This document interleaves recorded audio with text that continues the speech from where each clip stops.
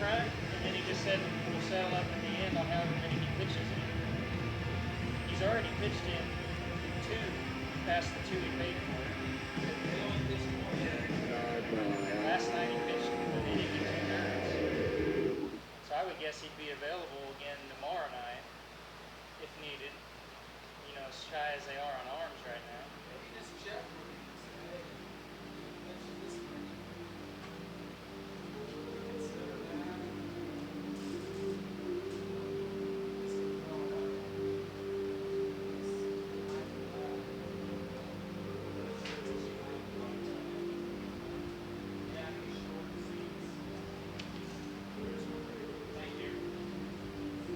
And like you say, maybe somebody you talk to tomorrow or something will pop up, because I know you mentioned a couple to me on that text.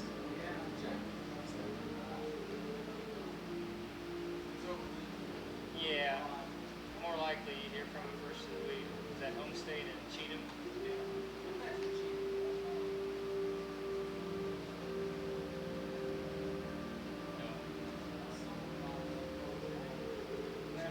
Seems like it has, yeah. Next year, it'll be a lot easier. Go into the off season with been kind of built into the budgeting as far as selling, however you decide to do it. You know, if you make it part of each sponsorship goes to this, you do part that way, and then maybe you make the package itself all its own.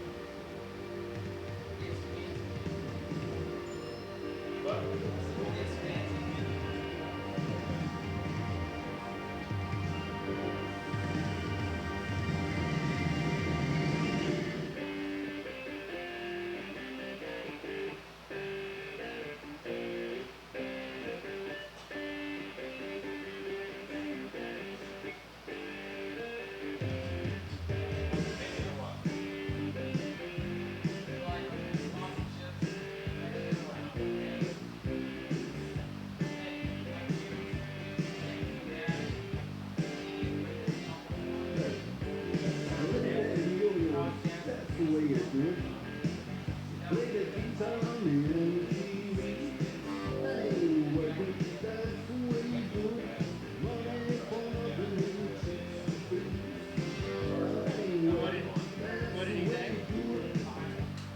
Buying it into what you're already selling.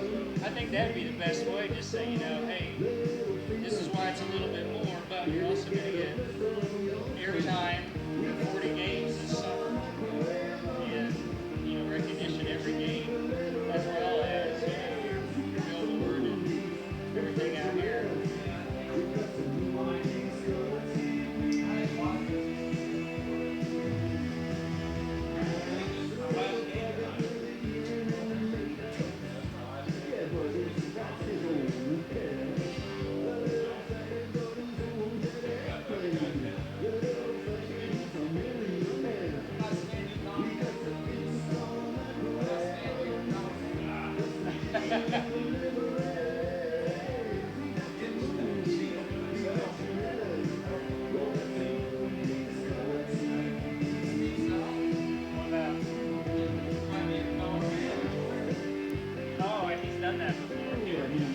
I would actually have to get an adapter or a splitter, because this setup here has only got one. I don't know why. Only one headphone jack.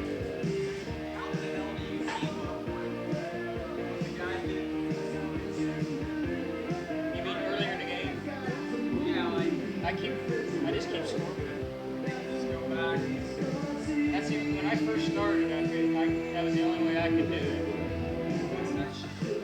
This is just the KCBL stats for Mac and for Hayes, which is pretty accurate, but KCBL entered that loss last night twice online, so now it's got your record as 10 and 22.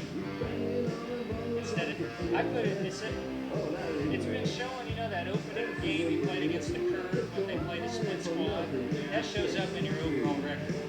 I don't count it.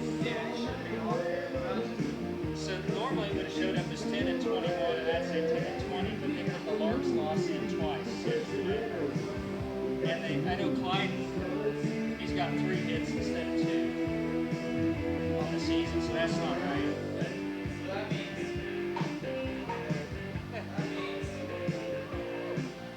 Swanson. Swanson. He was gone when Clyde got that first hit. And I'm sure that's why he's not showing up. He might be able to. I seen something about that. I said, I know he's got a hit because I was sitting here watching him. It was an RBI single. So. I don't know how and why it got entered in there twice as a loss. But at least that's what it's showing up about. Well, basically it just showed Saturday the 7th, or whatever, the 6th, 14-4 loss.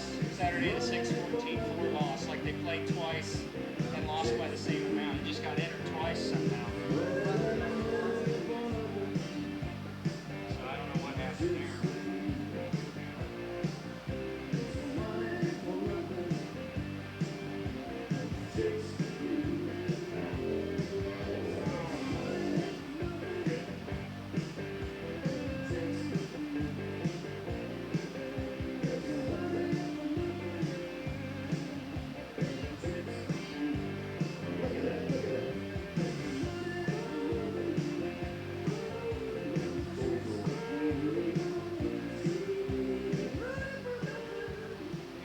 Where'd the Cheatham kid come in from?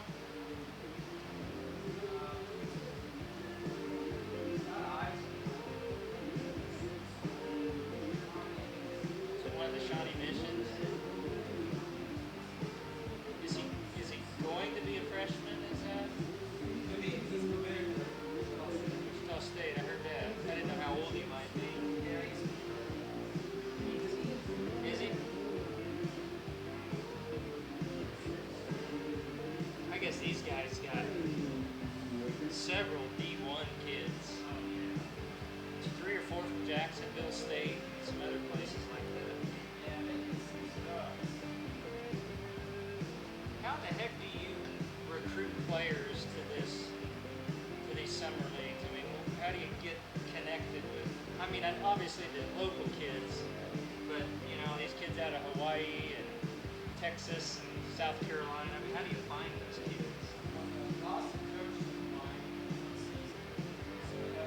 So that's the connection there.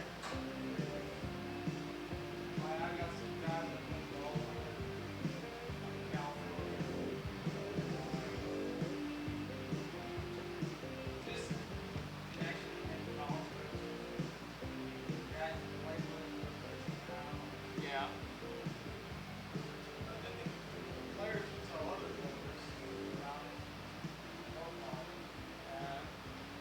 I told my wife, I said that's one of the things I'm actually hoping this can be a benefit in if you're trying to get a kid to come to the summer league and say Augusta's recruiting him too to come in. It's like, okay, well, yeah, you can go to there or you can come here where your parents can listen to every game. Yeah, it's big.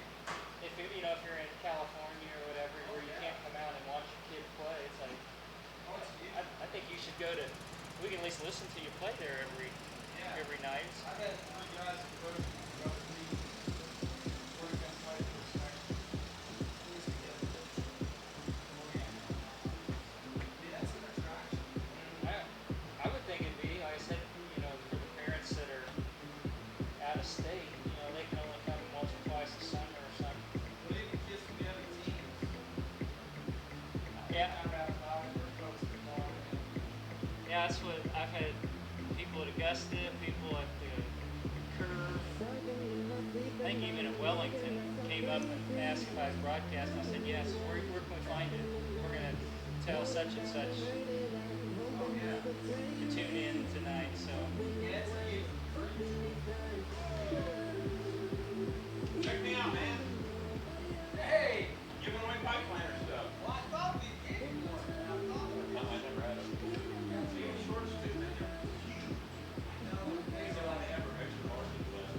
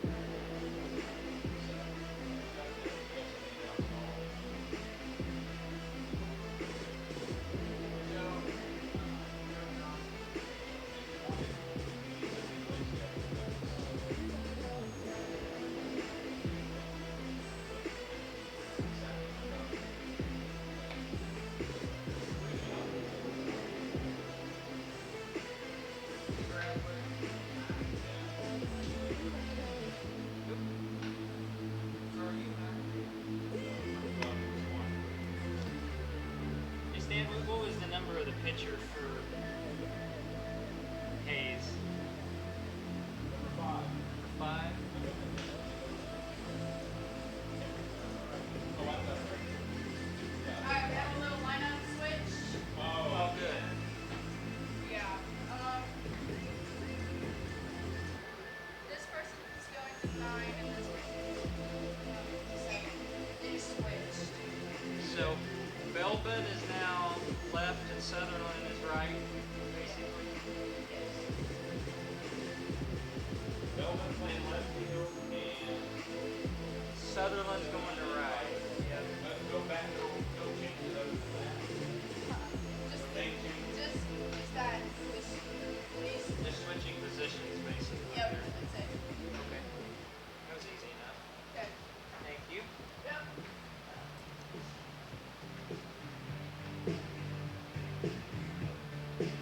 There's a blue on today. That's what I remember.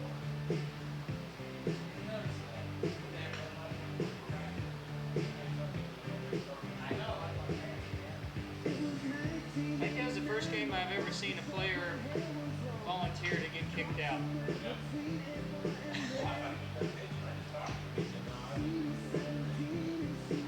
Well, unfortunately, I heard the expletive out of the dugout when the umpire said it. I did, yeah. Somebody said that's Summerball. No, they said that's bullshit. I heard it pretty clear through the. Unfortunately, I heard it through the crowd mic pretty clear, and that's right when the umpire looked over and said, he's had a short fuse all year long, or something. I don't know.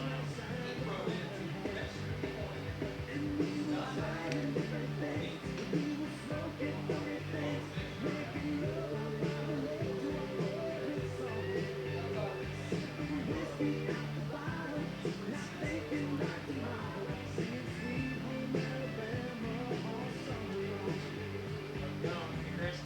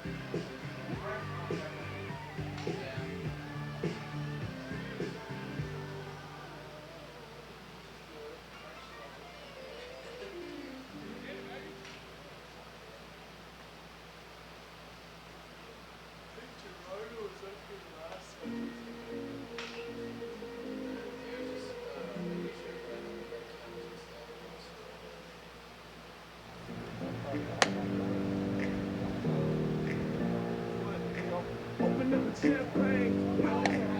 It's my house, come on, turn it up. Hear a knock on the door and the night begins. 'Cause we're done.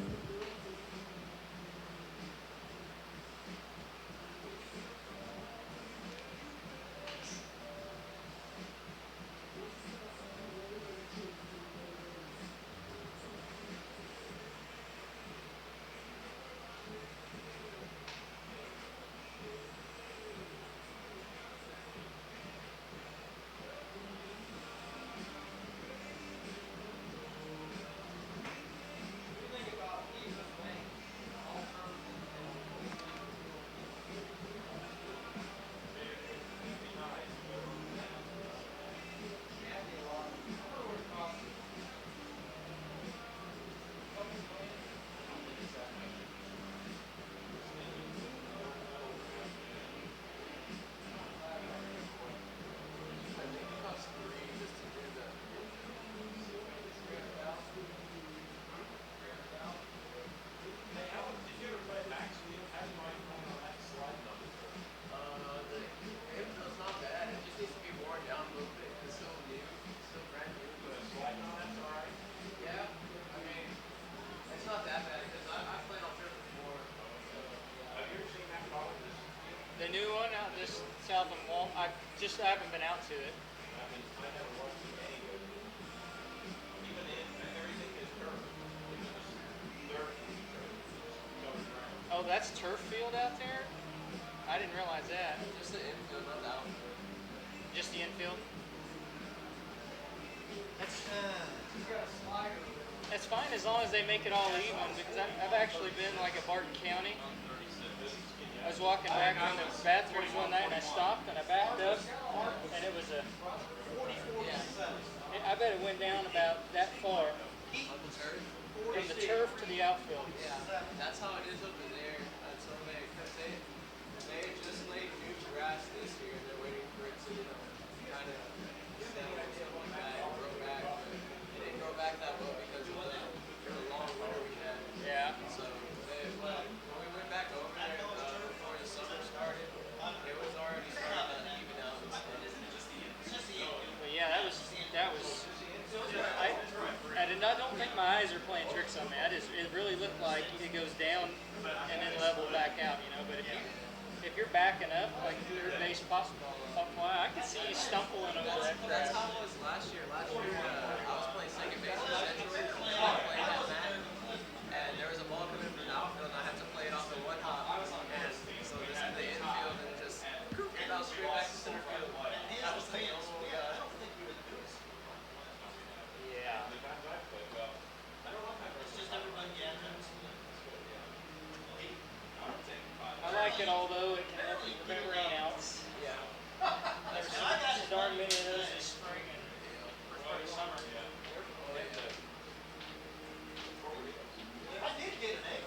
Yeah, what did you add 6? Oh. I was the only one that hit a ball anywhere near the hole on 15. Cliff and whoever hit out. Yeah, Sampo. Yeah, they both hit out of bounds. Yeah, they both hit right. Cliff was 4.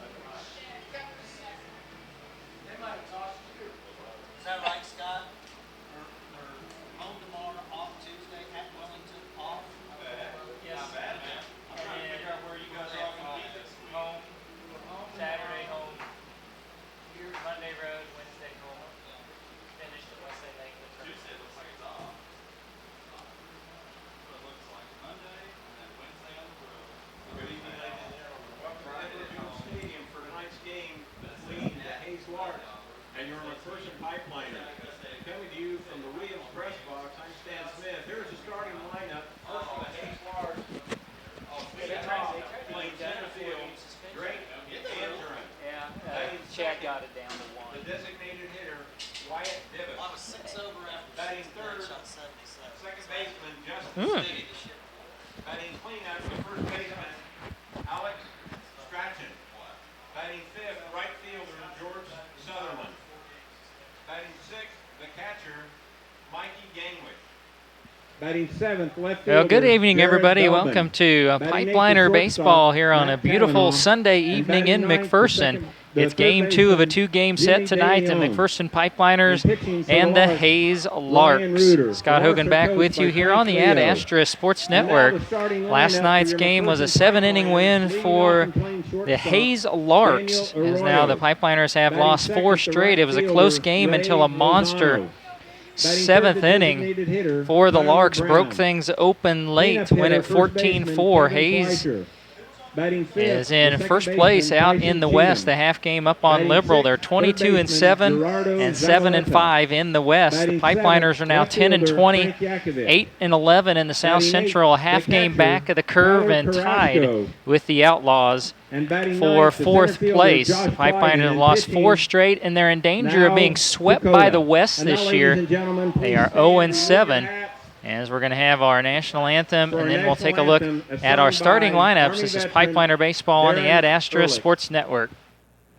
Oh, say, can you see by the dawn's early light what so proudly we hailed at the twilight's last gleaming, whose broad stripes and bright stars through the perilous fight o'er the ramparts we watched were so gallantly streaming, and the rocket's red glare, the bombs bursting in air, gave proof through the night that our flag was still there.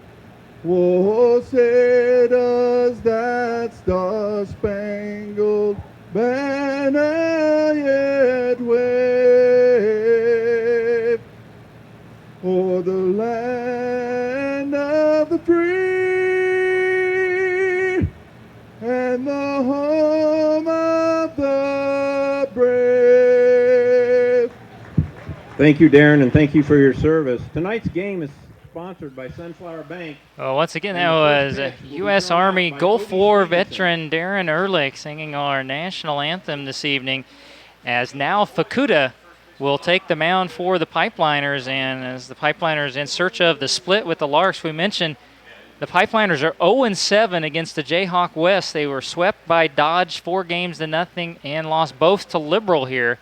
So they're in danger of going 0-8 against the West if they can't pull out the victory here at home tonight. Let's play ball. Fukuda will be making his third appearance. He has a 2-0 record, has thrown 8 innings, given up 4 runs. They're all earned on 8 hits. A 4.50 ERA, now has walked 2. He struck out 6, and he's also hit 2.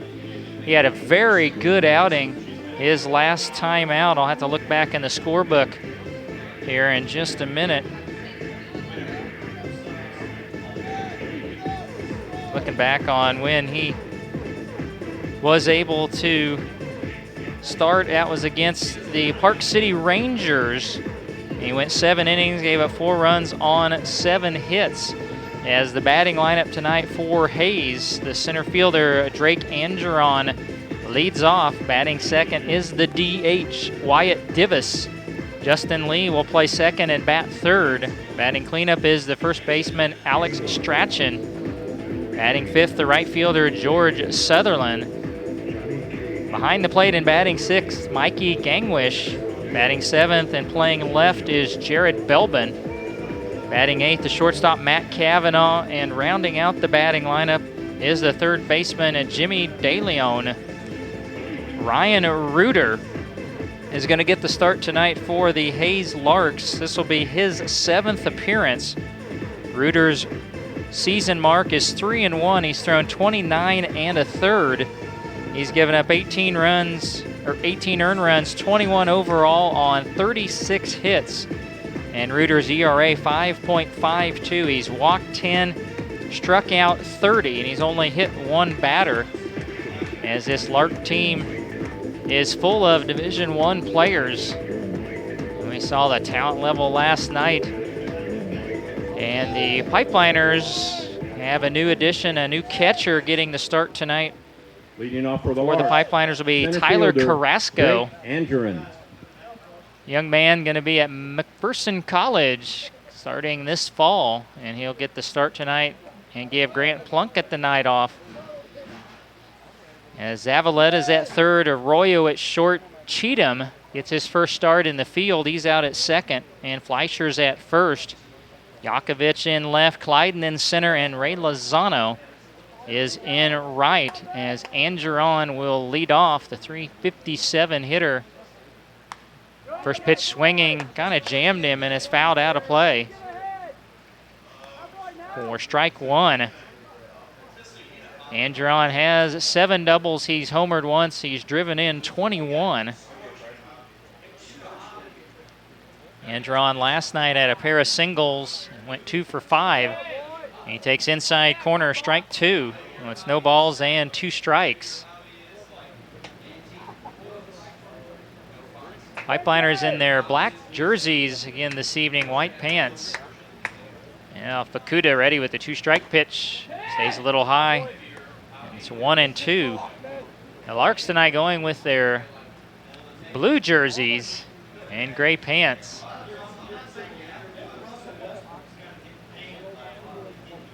Now the 1-2 pitch, curveball.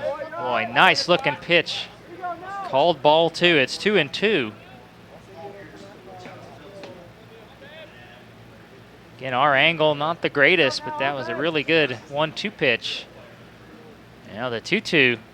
Fastball, a slow chopper towards Fleischer, and he bobbles it, and safe is going to be Angeron at first, and not the way you wanted to start.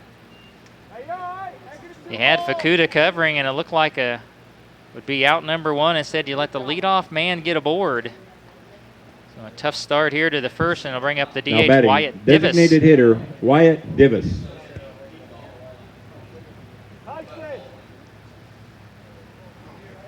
Divis, a 338 hitter. He's doubled 10 times, and he's driven in 30. Angeron with 19 stolen bases.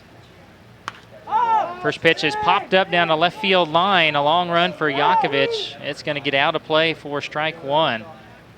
Right there is another reason the air is so dangerous with Angeron. He's not been caught stealing. He's 19 for 19. He could turn this into a 2-base error just about any time. Here you go now.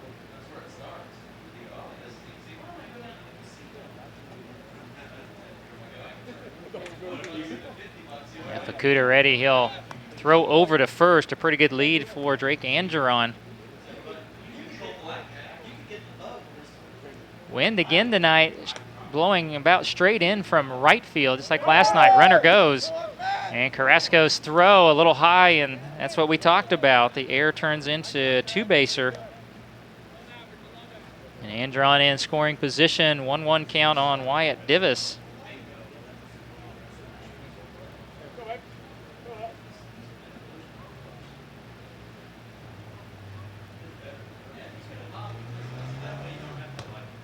Now Fukuda to the plate.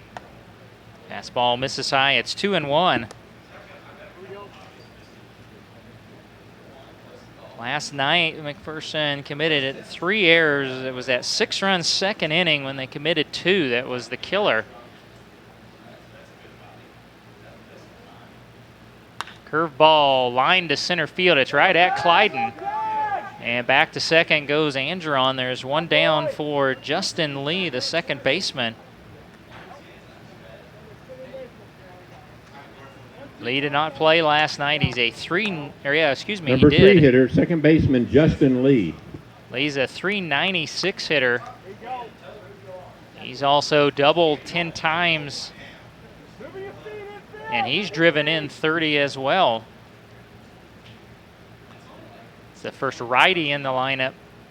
Curveball Missed inside or low, one of the two, I guess. Ball one.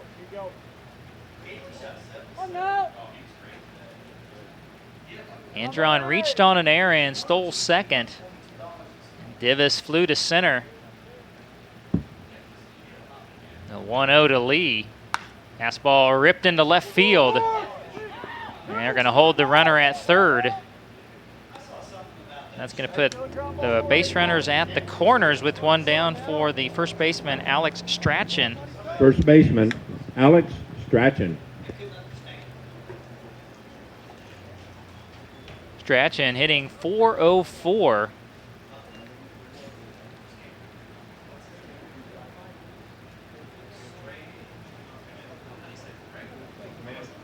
And now Fukuda takes some time off the plate, or off the mound, excuse me. Strachan with 3 doubles, and he's knocked in 17. Fukuda's first pitch, breaking pitch in the dirt. Nice block by Carrasco, ball one.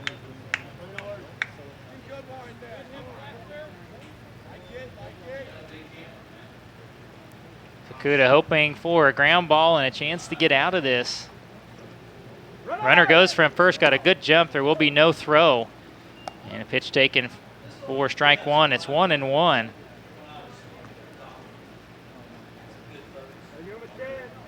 Lee is now 16 of 18. That could be catcher's indifference. I don't know if you give him the steal there or not.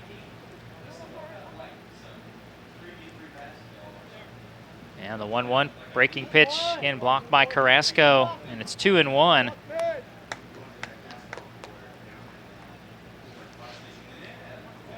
Pipeliners trying to avoid falling behind early. They had the 1-0 lead last night after one, but then that 6-run second inning, they tried to play catch up the rest of the way.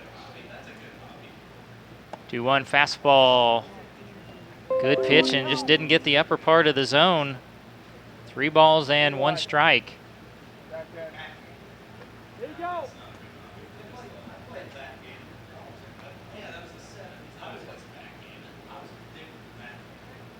Fukuda is 3-1. It's ought to get a run home. It's hit high in the air to right. Lozano has got it, and the throw will come in, and they tag out the runner at second before the run scores. And that'll be a scoreless inning and a base running miscue. Yeah, the umpire saying no way. He did not cross home plate before the second out. A huge mistake by Justin Lee. And what a throw by Lozano, and heads up play there by Daniel Arroyo to get the tag on the shoulder. So it actually goes for Strachan as he flies into what becomes a 9-6 double play to retire the side. So what a change of events there. As we'll head on to the bottom of the first inning, no score. Pipeliners and the Larks here on the Ad Astra Sports Network.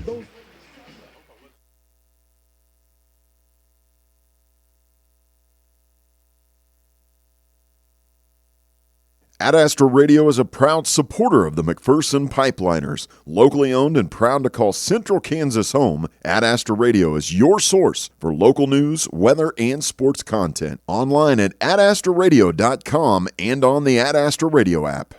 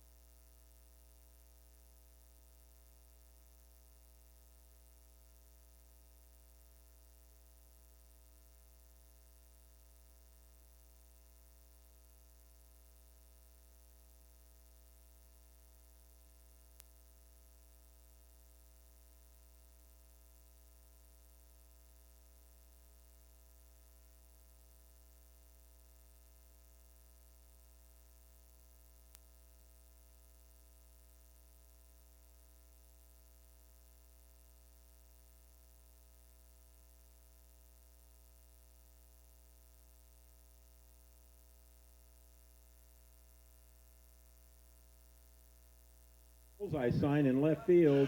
Tim will donate $100. Well, bottom of the first inning, what a fortunate break that was for the Pipeliners to get that double play. Daniel Arroyo. No runs, 1 hit, 1 error, 1 left for the Larks. Shortstop Daniel Arroyo, the right fielder Ray Lozano, and then the DH Tyler Brown are due up here in the first. Batting cleanup is Kevin Fleischer, the first baseman. Batting fifth will be the second baseman Tyson Cheatham. Third baseman Gerardo Zavaleta, bats sixth. Batting seventh will be Frank Yakovich. He's out in left. And batting eighth is the catcher Tyler Carrasco. The lefty Reuter misses high and away for ball 1 to Arroyo, who comes in at a big bases clearing double last night, hitting .257. There's a strike at the knees, makes it 1-1. Arroyo, that was his fifth double. He's now driven in 20. And pitch is outside. It's 2-1. Josh Clyden is the center fielder. He'll be batting ninth. And the 2-1 to Arroyo. Swing and a miss. It's 2 balls and 2 strikes. Again, this is Ryan Reuter. Reuter, a 5.52 ERA, a 3-1 strikeout to walk ratio. And Arroyo tried to go down the right field and slices it foul, and the count stays at 2-2.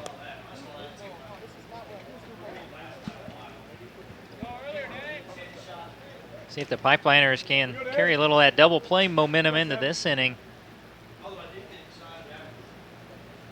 Once again, the 2-2. Line to right, and it's right at Sutherland for out number 1.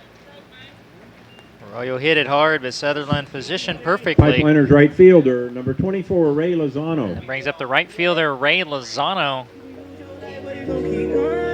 Lozano, a .286 hitter, comes in with 10 runs batted in. He's doubled 4 times. Reuter, the lefty, misses outside, ball 1.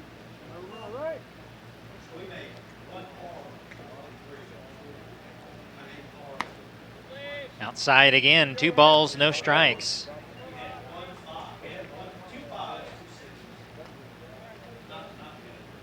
Now Lozano ready, and he hits one high in the air right at Sutherland again, 2 down. And bring to the plate the DH, Tyler Brown.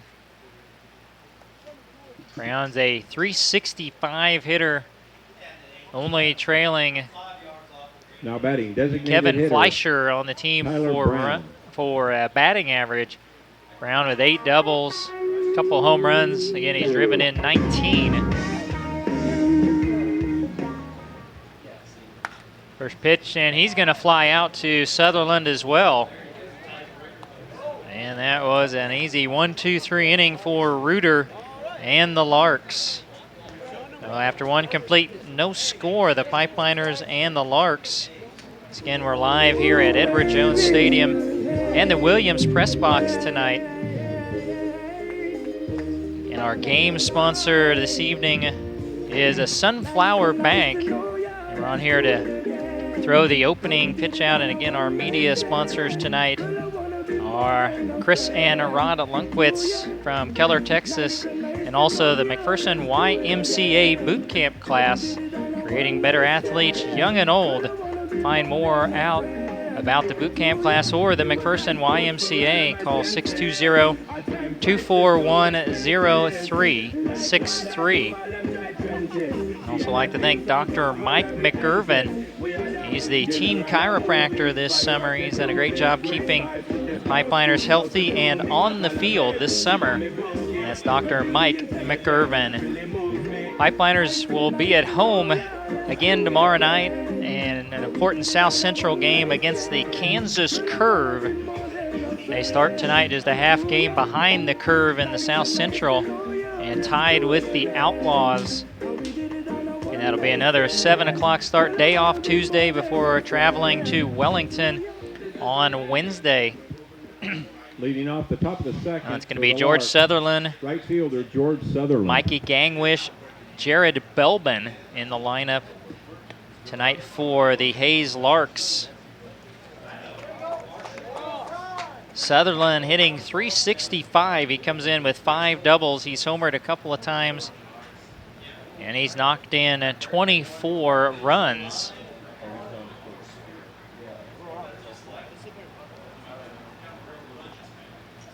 Now Fukuda ready. First pitch, fastball at the knee, strike one. Fukuda allowed the 1 hit in the first inning, and again that fly out by Strachan, which turned into a 9-6 double play. 1 strike pitch, good movement, tailing down and in, a swing and a miss from Sutherland. It's 0-2.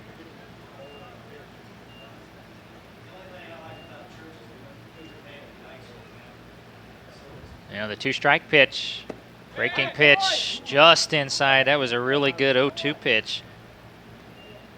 It's been a fairly tight strike zone here in the first, now second inning.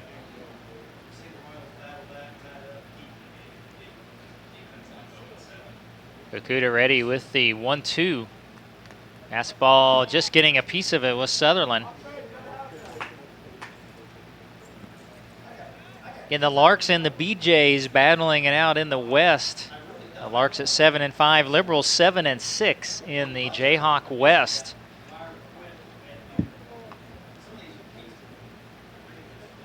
As Hayes played a Heat doubleheader before they came here yesterday. As Fukuda misses high, 2 balls, 2 strikes.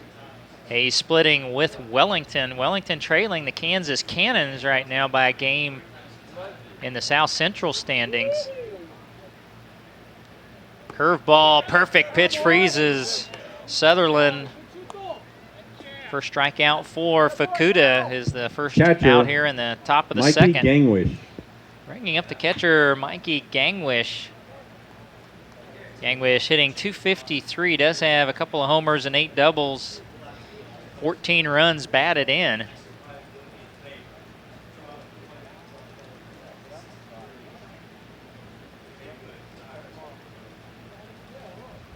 And another good curveball, strike one.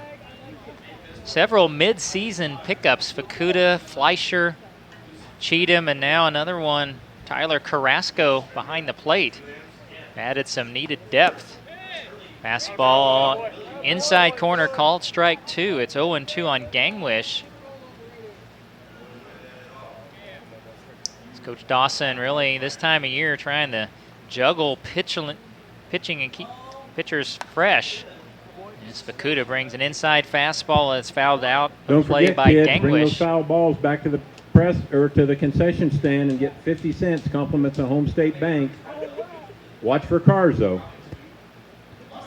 Kids getting 50 cents for the foul balls this season. Again, the 2-strike pitch up and away from Gangwish.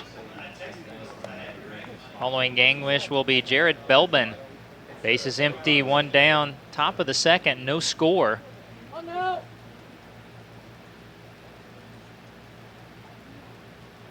Curveball, and I think it's 1-0. This one drilled to right, even with the wind blowing in. That's way out of here. 1-0 Hayes.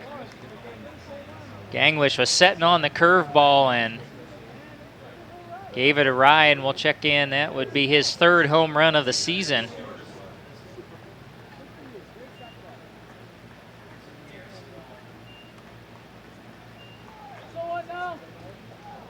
That will bring up the left fielder, Jared Belbin. Jared Belbin. Belbin did not play yesterday, hitting .337. 4 doubles, couple of home runs. He's driven in 23, and yet another lefty. Fukuda misses low, ball 1.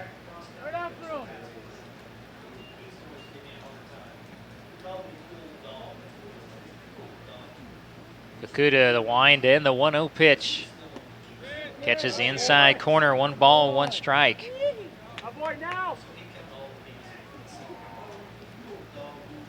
Memo Espinoza will be on the mound tomorrow night against the Curve. We've already confirmed that. Fastball apparently a little bit high. It's 2-1. As mentioned, it's been a pretty tight strike zone as far as from the belt to the knees. I tell you, on the ends of it, he's not getting the calls. There's a swing and a miss.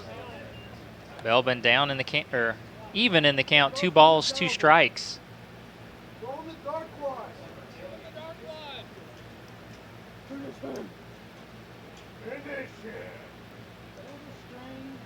Fukuda, the 2-2 pitch. Fastball grounded right to Cheatham at second. Over to first, there's 2 away. Bringing up the shortstop, Matt Kavanaugh. The Lark shortstop, Matt Kavanaugh. Kavanaugh hitting .333. He's second on the team with 25 runs batted in. Homer and 4 doubles. Fastball out off the end of the bat's going to fall into center field. And Kavanaugh with a 2-out single.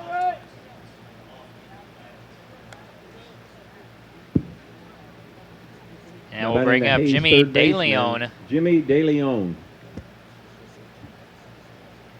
DeLeon hitting .313.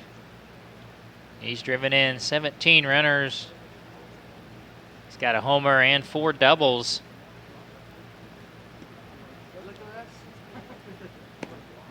Fastball well placed again, outside part of the plate, strike 1. Kavanaugh has 5 steals. He's been caught twice. 1 strike pitch misses high. It's 1-1.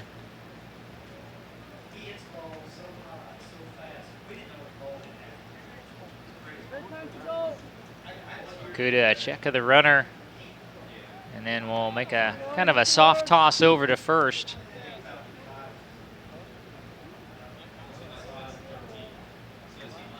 Would not be surprised to see Kavanaugh take off with 2 away. 1-1 outside part of the plate again. It's 1-2.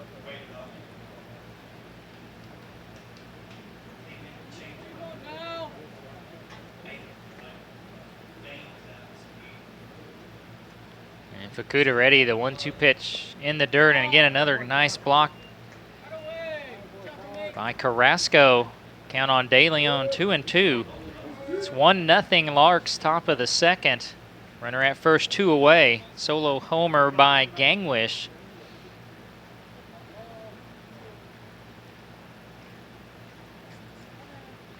Fukuda is 2-2.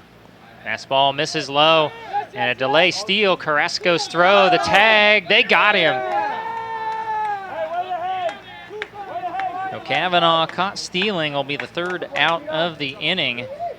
So a run on the solo homer by Gangwish. There was 2 hits and nobody left. So we head on to the bottom of the second. And our score is now Hayes 1 and the Pipeliners 0 from Edward Jones Stadium and the Williams Press Box. You are listening to Pipeliner Baseball on the Ad Astra Sports Network. Kicks Country 106 is McPherson's country station and your source for local news, weather, and sports content. Join Aaron West afternoons on The Drive for your chance to win concert tickets and more. Streaming on the Ad Astra radio app, today's best country, Kicks Country 106.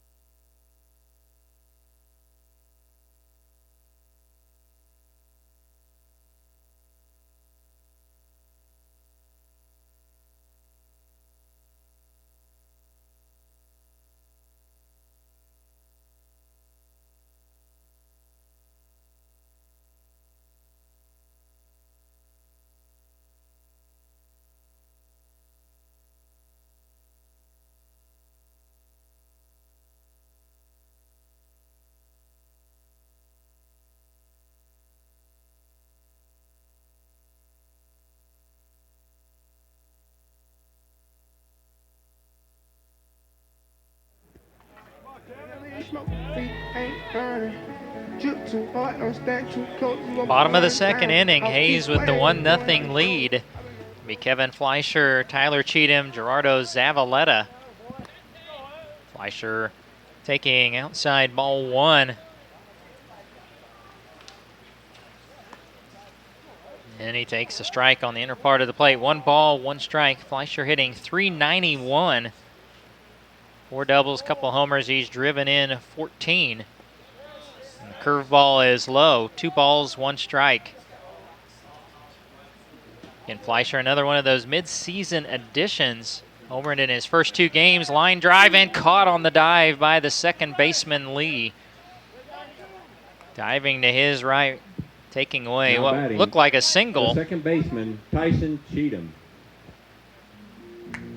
There's one down for Tyson Cheatham.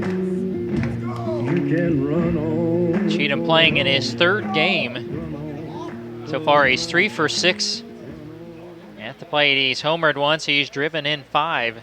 Homered in his first at-bat for the Pipeliners this summer. And there's a strike on the way from Reuter.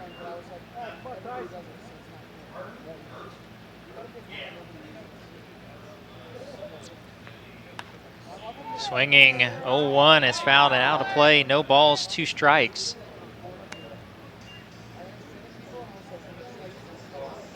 Cheatham to be followed by Gerardo Zavaleta. Popped up on the 0-2 right side of the infield. It'll be Strachan, the first baseman. He's got it for out number 2. Pipeliners third baseman, Gerardo Zavaleta. Bringing up Zavaleta, who's hitting .152. He does have a couple of doubles. And he's driven in 1. That's 2 consecutive starts at third base for Zavaleta. Brown, probably your everyday third baseman, is DHing tonight. Slider strike 1 to Zavaleta.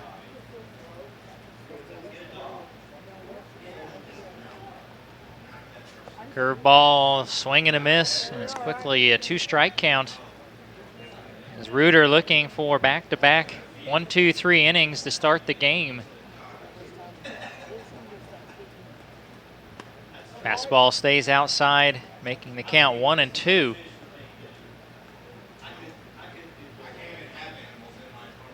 The 1-2 pitch. Fastball, swing and a miss. Reuter's got his first strikeout, and it's a really quick 1, 2, 3 inning. And we head on to the 3rd. Hayes 1, McPherson nothing. As again, we're live here tonight from the Williams Press Box at Edward Jones Stadium. And Sunflower Bank is our game sponsor this evening. And our media sponsors are Chris and Rod Lunkwitz down in Keller, Texas, and the McPherson YMCA Boot Camp class, creating better athletes, young and old. 620-241-0363 is where you can call to find out more about the McPherson YMCA. Also want to mention the Weather Watchers app. It's a new feature. If you go to McPhersonPipelinersBaseball.com and go to the schedule and click on the Weather Watchers app, it has the Pipeliners weather forecast for all home and away games, and also the forecast for all other areas, so you can know what to expect when you head out to watch the Pipeliners play ball. Again, the Weather Watchers app on the schedule page at McPhersonPipelinersBaseball.com. And also, if you need your car detailed and fixed up right, you can visit Downtown Detail, located right beside Midway Motors Wholesale at 2000 East Kansas here in McPherson. Downtown Detail for all your car detailing needs. And now Fukuda will start his 3rd inning of work. It is going to be De Leon to step back in. He was in the box when top of the 3rd, Jimmy De Leon. Kavanaugh was caught stealing to end the 2nd inning.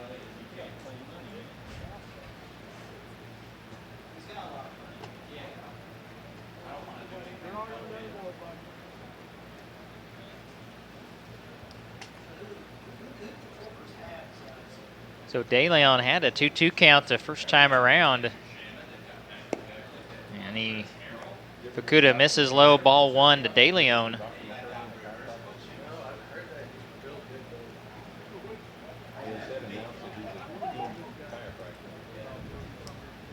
Fastball lined into center field, base hit for DeLeon. It's the 4th hit of the game for the Larks. Back to the top of the Larks lineup and leadoff hitter Drake Angerin. Drake Angerin led off the game. He reached on an error, he stole a base, and then ended up being stranded at third on that 9-6 double play to end the inning.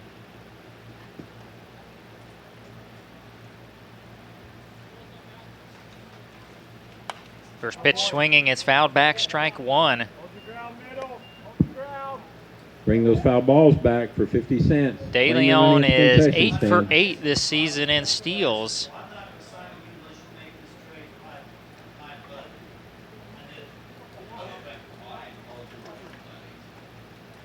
Pretty decent lead for DeLeon. 1 strike pitch grounded towards Cheatham. He can't make the play. And they'll stop DeLeon at second.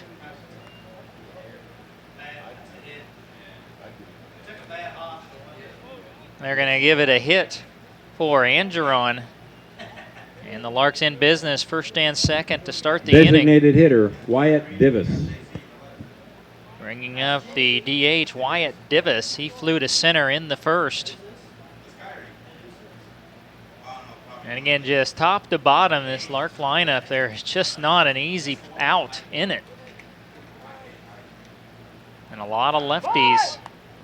And a bunt is into the backstop for strike 1, so Divis was looking to sacrifice. So that'll keep Zavaleta down at third in towards the grass.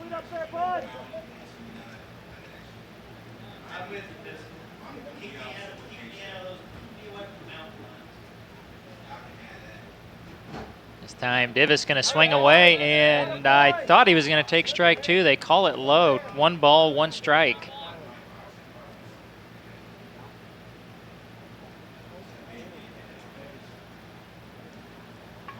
Fukuda again, lead off single by DeLeon, followed by an Angeron single. 1-1 pitch is popped into left. Yakovich makes the catch right beside the line for out number 1, and the runners have to hold.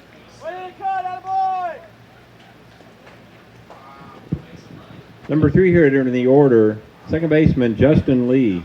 They'll bring up Justin Lee. He got the first hit of the game, a 1-out single in the first inning. Top of the 3rd inning, it's a 1-0 Hayes advantage. First and second, 1 down.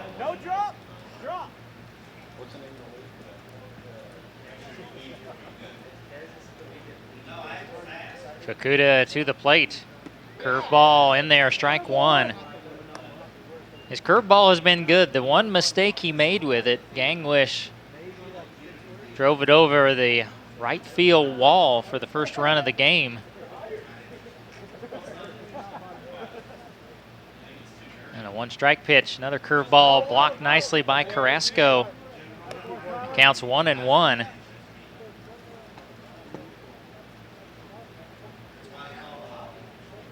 One run on 5 hits thus far for the Larks. 6 pipeliners have been retired in a row to start the game by Ryan Reuter. The way Reuter has started off, you're really trying to get out of this with no damage. Fastball misses outside to Lee. It's 2-1.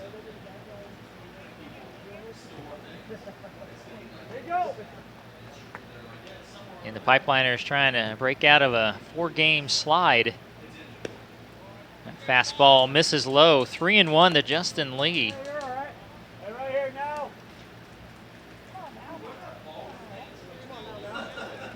And also the pipeliners are trying to avoid getting swept by the Jayhawk West. And the 3-1, boy, it is a tight zone up there. That's low, ball 4. That's going to load the bases. Cleanup hitter for the Larks, Alex Strachan.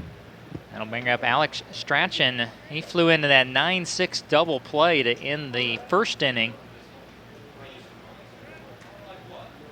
Let's see if now's going to stay with the stretch. I thought he might go back to the windup with the bases loaded. Fastball in there, strike one to Strachan. Strachan has driven in 17. Most of his hits have been singles, just 3 doubles. And a 1-strike pitch misses low. Following Strachan will be George Sutherland.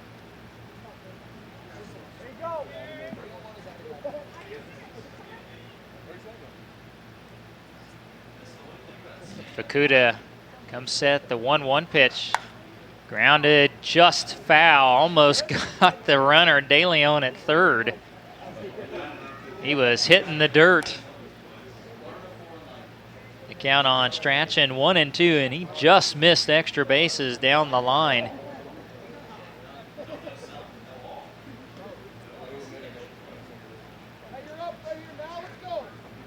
Fukuda with a pitch or two to work with. See if he'll keep something low and away from Strachan.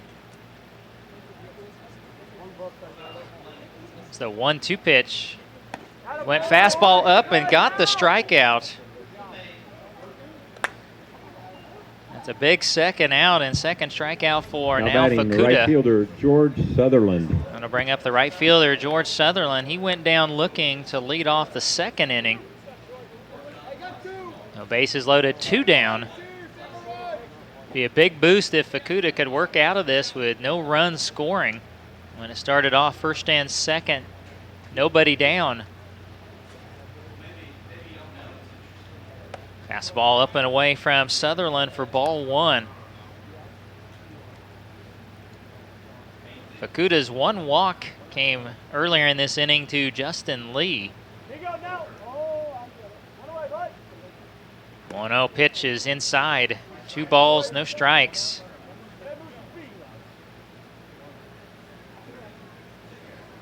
Now Fukuda is going to have to bring something in. There's nowhere to put a base runner.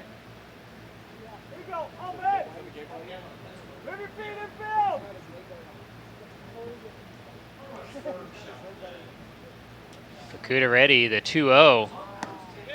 Fastball called high, 3 balls, no strikes. Now the question will be, will the Larks turn Sutherland loose on 3-0?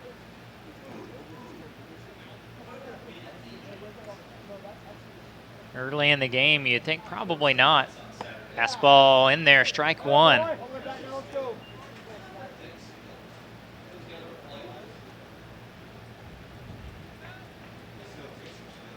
Fukuda going to be at Kansas City, Kansas Junior College this fall. Now brings in a 3-1, fouled back. Now everybody's going to be on the move. Bases loaded, 2 down, and a 3-2 count on Sutherland. Right now, 1-0 Hayes, top of the 3rd inning. So Fukuda's come 2 straight fastballs since falling behind 3-0. Will he throw a 3rd one? He did, and got the call on the inside corner. What a way to work out of the inning. Fukuda's able to strike out Strachan and Sutherland. No runs, 2 hits, 3 left. And we head to the bottom of the 3rd, and the score remains Hayes 1, McPherson 0. It's from Edward Jones Stadium in the Williams Press Box. This is Pipeliner Baseball on the Ad Astra Sports Network. Ad Astra Radio is a proud supporter of the McPherson Pipeliners. Locally owned and proud to call Central Kansas home, Ad Astra Radio is your source for local news, weather, and sports content. Online at adastraradio.com and on the Ad Astra Radio app.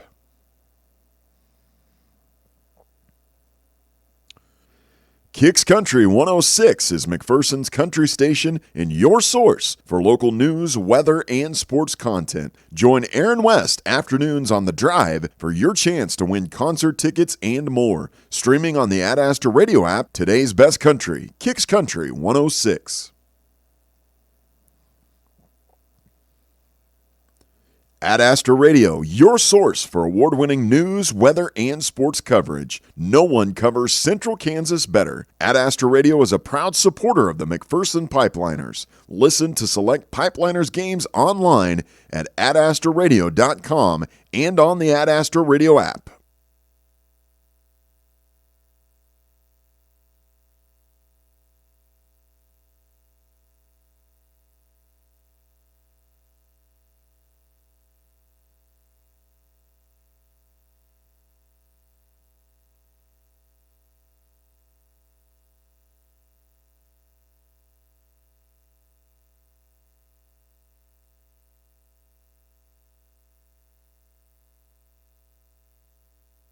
Frank Yakovich.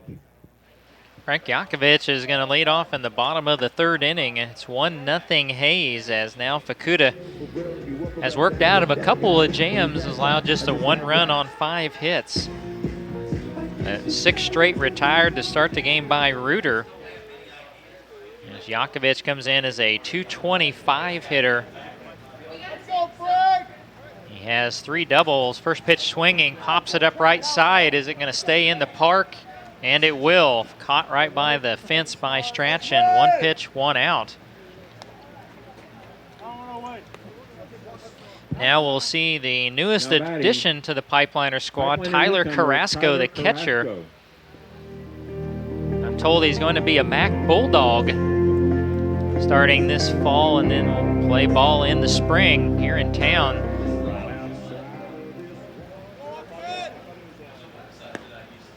Outside, ball 1. And the Mac Bulldogs, if you haven't been out there, they've got a new field. It's just south of the Walmart here in town. Told it's a pretty nice facility. I've yet to be out there, and count 2-0 on Carrasco.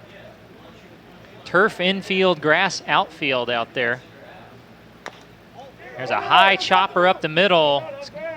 Scooped by the shortstop. Kavanaugh over to first for the second out of the inning. That will bring to the plate the center fielder, Josh Clyden. Clyden comes in. Now, for some reason, the stats are still not crediting him with 1 hit. I think it's .084 is what he's hitting. It's 3 for 44 on the season.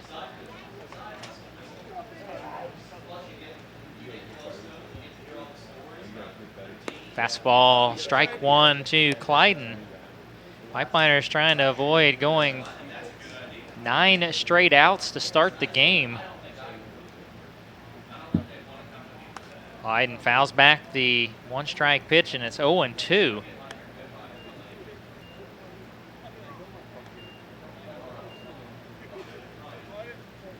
Reuter has thrown just 5 pitches so far in the inning. And it takes him just 6 to get out of the inning. Clyden takes strike 3. And it has been quick trips to the plate so far for the Pipeliners. As we head to the 4th, it remains Hayes 1 and the Pipeliners nothing. Again, we're live from Edward Jones Stadium here in the Williams press box. Again, our great game sponsor tonight is Sunflower Bank. So thank you to Sunflower Bank for being a great game sponsor tonight. And media sponsors McPherson YMCA boot camp class, creating better athletes young and old. Find out more about the McPherson YMCA at 620-241-0363. And also Rod and Chris Lunkwitz, media sponsors down in Keller, Texas. As we got about a week and a half or thereabouts of Pipeliner baseball left, and we're still in need of a few media sponsors to fill out our schedule. $125 for a single game, or $175. We got that doubleheader coming up on a Saturday here at home against the Mud Daubers.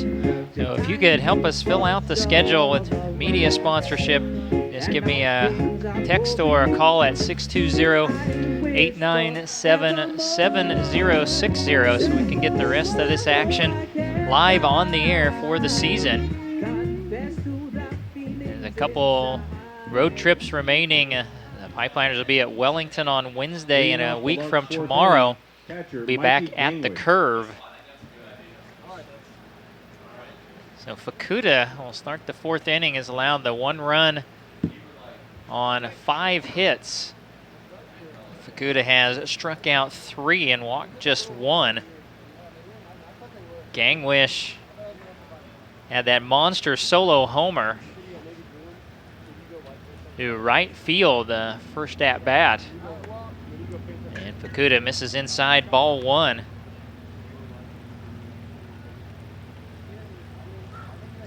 Be Gangwish, Belbin, and Kavanaugh in the top of the 4th. Fastball apparently inside again. 2 balls, no strikes.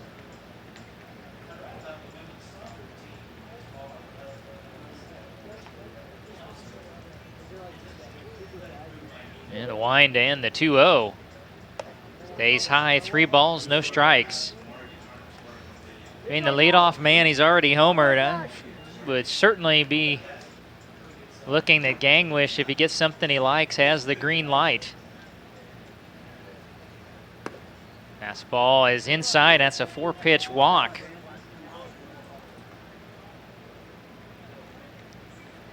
And the leadoff man aboard for the left fielder, Jared Belbin. Left fielder, Jared Belbin.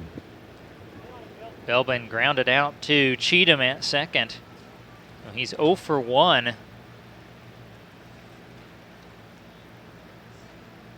Gangwish has stolen a couple of bases. He's 2 for 2. As Fukuda misses with the fastball, ball 1, so he's missed 5 straight to start the inning.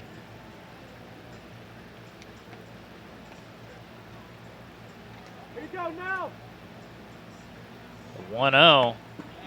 Stays high, 2 balls, no strikes. They're not missing by a lot. It's a fairly tight strike zone. But just enough, he's fallen behind Belbin 2-0 after walking Gangwish.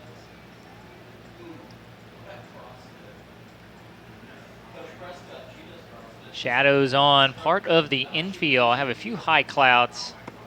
That fastball on the inner part of the plate. 2 balls, 1 strike.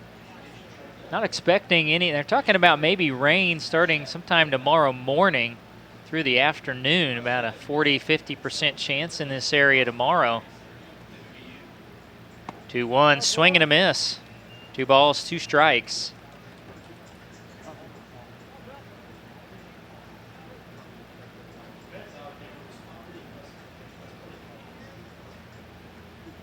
Gangwish, decent lead at first. Another fastball popped up left side and out of play. Awkward looking spin out of there by Belbin.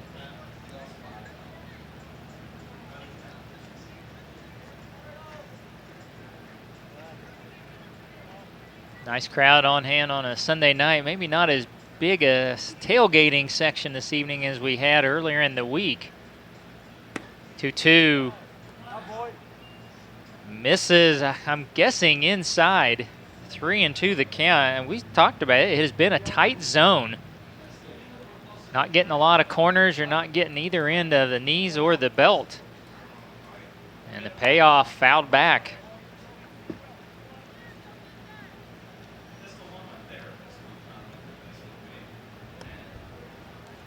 Again, Fukuda last pitched on Monday, got the win against Park City.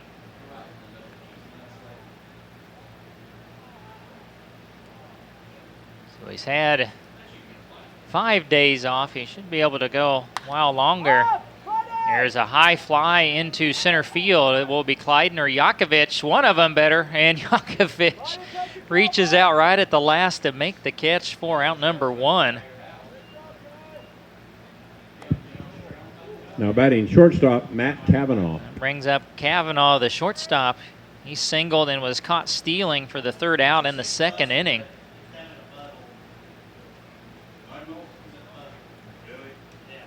And the Pipeliners again finish up the home stand tomorrow night, taking on the Kansas Curve. Fastball high and away, ball one. Really tough loss last week, earlier in the week, 5-4 at the Curve after having a 4-0 lead in that game. 1-0, good fastball, makes the count 1-1.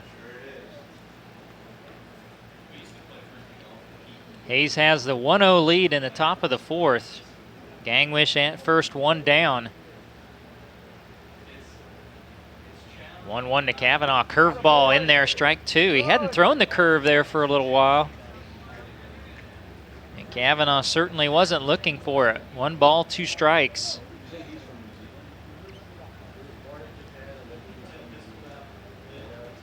And the 1-2 pitch. Fastball out to Arroyo. High throw to second. Everybody safe. Gangwish is going to head to third on the second error of the game. And boy, you look like you were out of the inning. But instead, you got runners at the corners. So you give Kavanaugh the fielder's choice. And Gangwish to third on Jimmy the error. DeLeon. That'll bring up Jimmy DeLeon. So Fukuda made a good pitch, and it just didn't work out for the Pipeliners. Now DeLeon, he singled and was stranded at third in the third. Has a chance to increase the Hayes lead. Throw over to first. Kavanaugh was caught stealing in the second inning on a delay steal.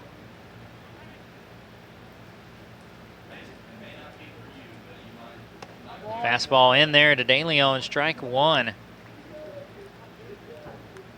Kavanaugh 5 of 7 in the stolen base department.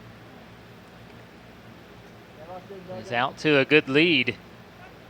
And Fukuda throws over again.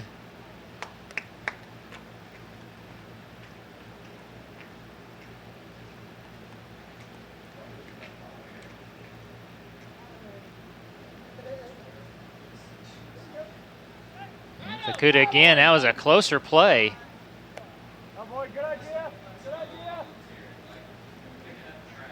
Kavanaugh's got a good idea about how far he can get off of there. Maybe not quite as far this time, and the 1 strike pitch is high to DeLeon. 1 ball, 1 strike. And some little bit of high overcast, still consider it partly cloudy. The wind blowing in from right. Maybe 10 to 15 mile an hour. 1-1 pitch. Tails low, 2 balls, 1 strike.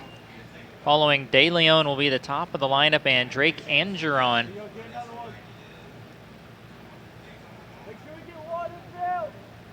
It's first and third without a hit in the inning. Gangwish walked, and Belbin flew to left, and then the fielder's choice and error. 2-1, good fastball on the outside corner. It's 2 balls, 2 strikes.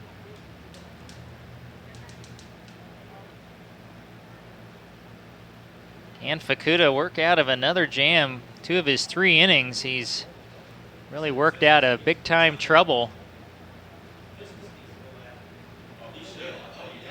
The 2-2 pitch to DeLeon, fastball fouled back.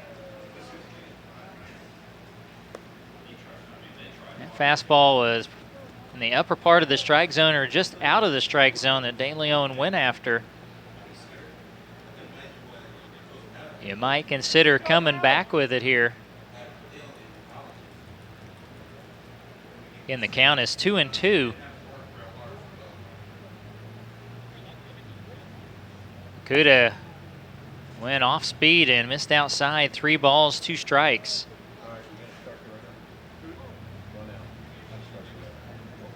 And will Carrasco call for the fastball here on 3-2 and challenge DeLeon? Runner does not go. Fastball up, popped up. Is Fleischer going to have room? And it just gets out of play.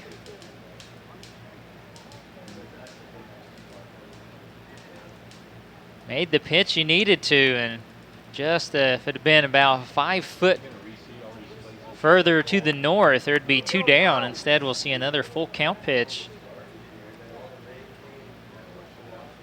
That's where you needed one of those nights. The wind was really blowing strong out of the south. Might have held that up. There's a line drive to right and falls in front of Lozano. That makes it 2-0 Hayes. Gangwish certainly took his time getting to the plate.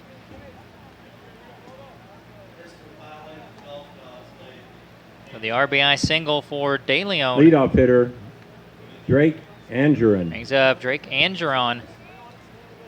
Angeron's been on twice, reached on an error in the first, singled in the in the third inning. So the error is coming back to hurt the Pipeliners. First pitch stays outside, ball 1 to Angeron. In last night, that big 6-run second inning, there were 2 Pipeliner errors. And low ball 2 to Angeron. 2 balls, no strikes.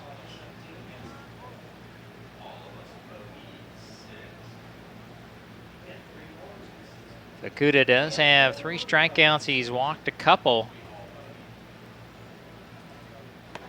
2-0 is high. 3 balls, no strikes. And you're looking at the middle of the lineup coming up.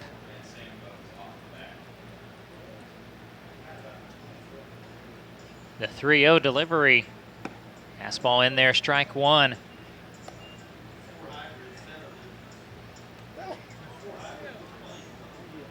And the RBI single from De Leon makes it a 2-0 Hayes advantage.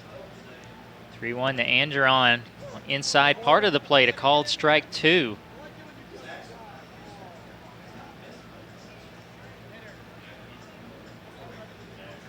What could Fukuda use his 4th strikeout or a little pop-up or something here? Swing and a miss. He does have that 4th strikeout. Challenged Angeron with the fastball and got him for out number 2. Now batting designated hitter, Wyatt Divis. Bring up the DH, Wyatt Divis. He's flown to center and left.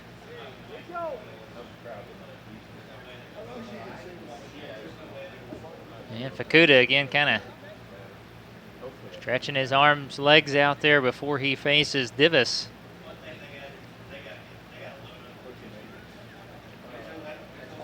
He stays up and in for ball 1.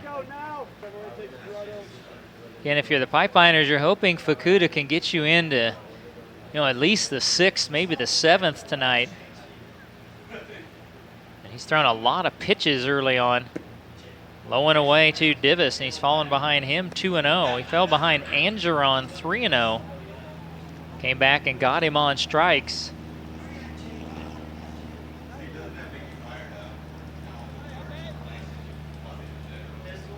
And the 2-0 pitch. Fouled out of play, 2 balls, 1 strike.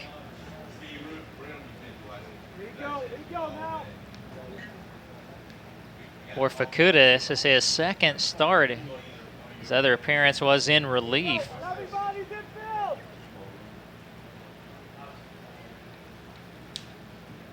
Here's the 2-2 pitch. And, 2-1, and now it's 2-2. He got the call on the inside part of the plate. Divis conferring with the home plate umpire.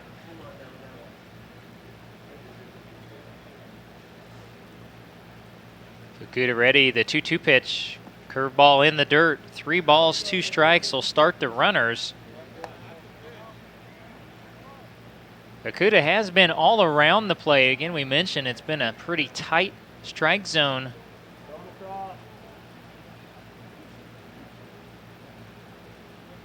Here's the payoff pitch.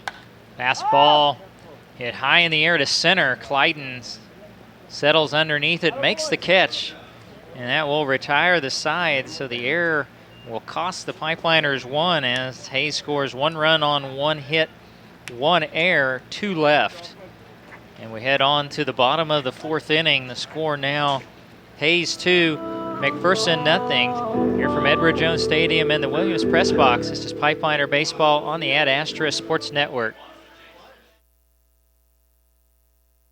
Ad Astra Radio is a proud supporter of the McPherson Pipeliners. Locally owned and proud to call Central Kansas home, Ad Astra Radio is your source for local news, weather, and sports content. Online at adastraradio.com and on the Ad Astra Radio app.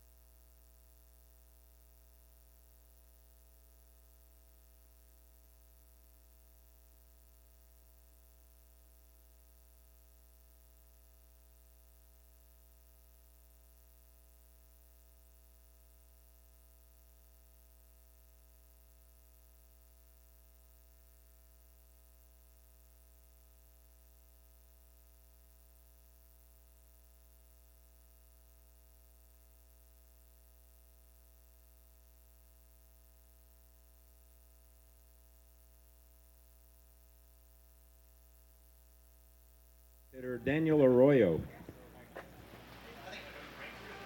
Bottom of the fourth inning, 2-0 Hayes.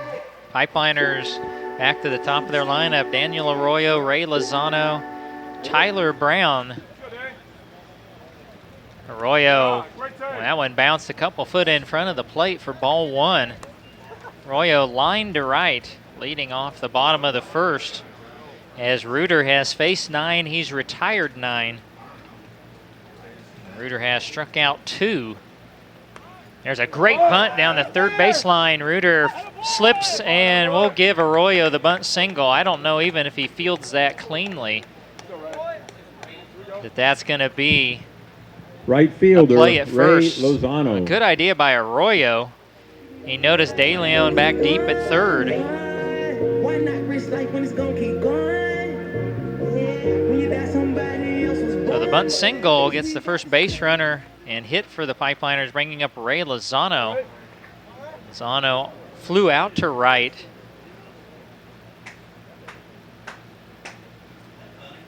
And Arroyo goes on the first pitch. It's low, and he's out by a mile at second base.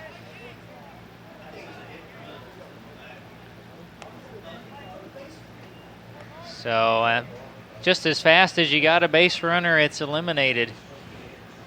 And it's a 1-0 count on Lozano.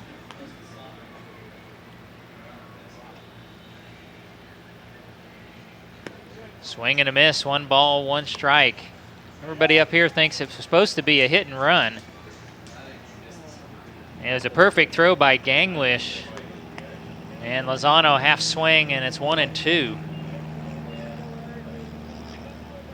That play wasn't even close at all at second.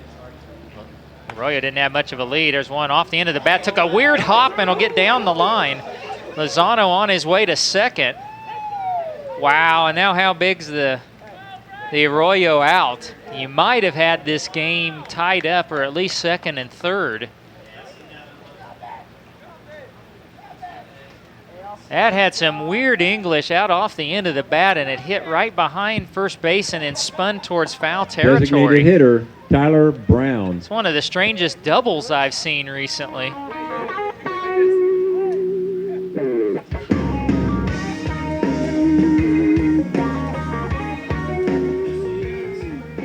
That brings up Tyler Brown. He also flew out to right in the first inning.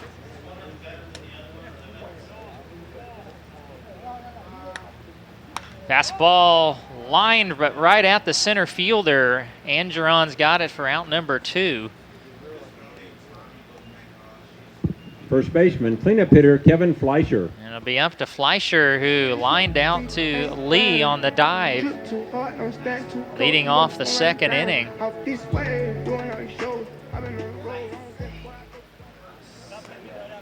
So Reuter looking to work around a couple of hits in the inning. Curveball low and in, ball one. Ball got away from Gangwish a little bit, but Lozano holds that second. You never want to make the first or last out of an inning at third base.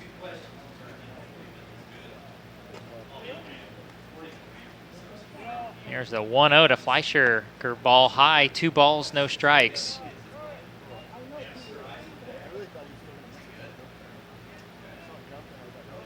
Right now, just the Pipeliners just use another solid single, maybe cut the lead in half. And, oh, wow.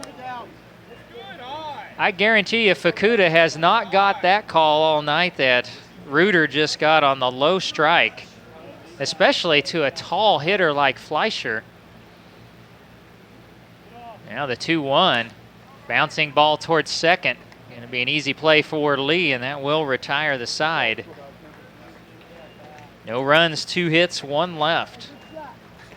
So we head to the 5th. It remains Hayes 2 and the McPherson Pipeliners nothing, as we're here live at Edward Jones Stadium and the Williams press box once again this evening.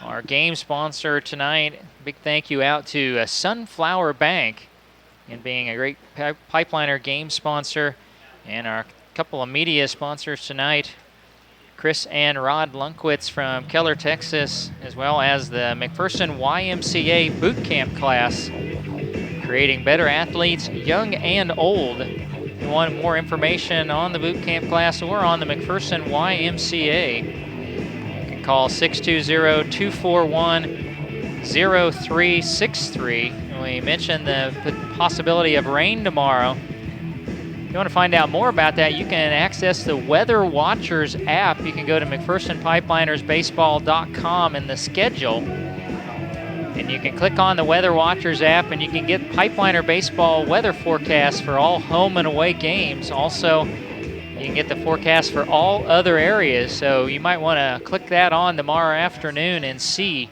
if there is any rain in the area. Again, that's the Weather Watchers app. And Gerardo Zavalta has moved from third base to first base. And it's a little defensive switch around. Fleischer to third, Zavaleta to first. As Fukuda finishing up his warm-up tosses. Also, Dr. Mike McIrvin, the team chiropractor this summer. Big thank you to him, keeping the Pipeliners loose and on the field all summer long. Dr. Mike McIrvin. Heart of the lineup, Justin Lee, Alex Strachan, George Sutherland. It's the 3, 4, and 5 hitters. Lee is 1 for 1 with a single and a walk.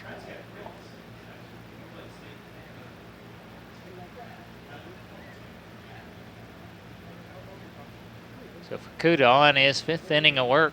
Fastball fouled over A Street, strike 1. Again, Fukuda, he's had some tough luck. There was an error involved in the 4th inning when a run scored on what looked like was going to be a double play ball. And he just hasn't gotten the corners or the lower part or upper part of the strike zones either. He's pitched pretty well. Ground ball past Fleischer into left. Now, Lee is 2 for 2. Cleanup hitter, first baseman Alex Strachan.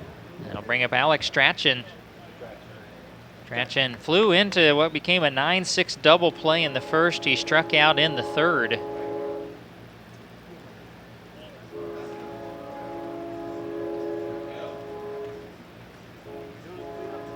Fukuda to the plate with the breaking pitch. Another good block by Carrasco.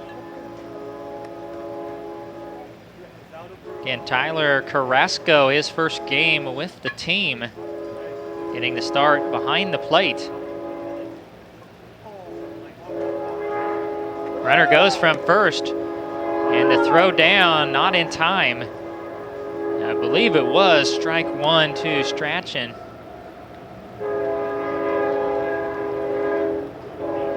Lee has his 16th steal.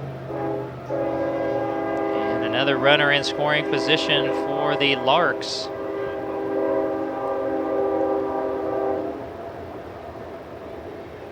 And a 1-1 pitch.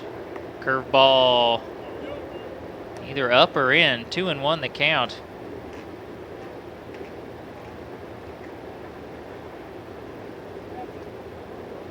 And single runs in the second and fourth innings for the Larks on 7 hits. Fukuda gonna chase Lee back to second. No runs, 2 hits, 2 errors so far for McPherson. The 2-1 to Strachan. Fastball lined right to Cheatham. He bobbles it and recovers just in time to get Strachan. And on the play, Lee advanced to third.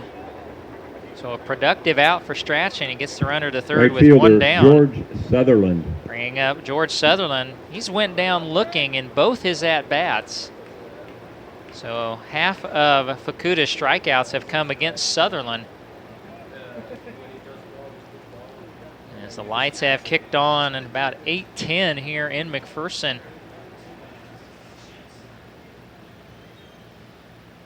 Well high with the fastball, ball 1.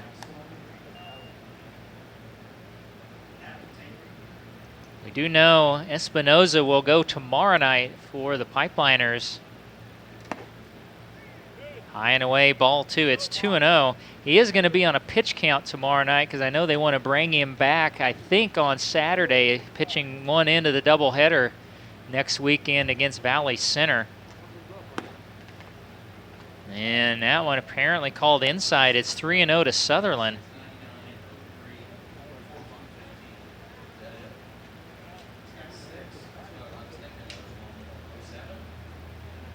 So now the 3-0 to Sutherland.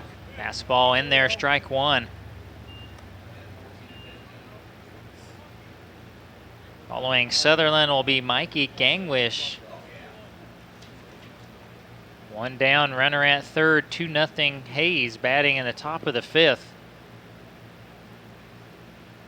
3-1 is ball 4. Going to be the 3rd walk for Fukuda.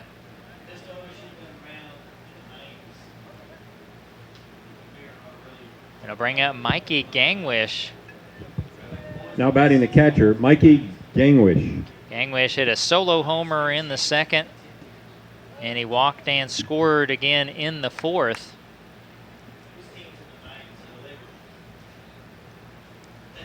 Well, you're hoping for a strikeout or a bouncing ball here to get 2.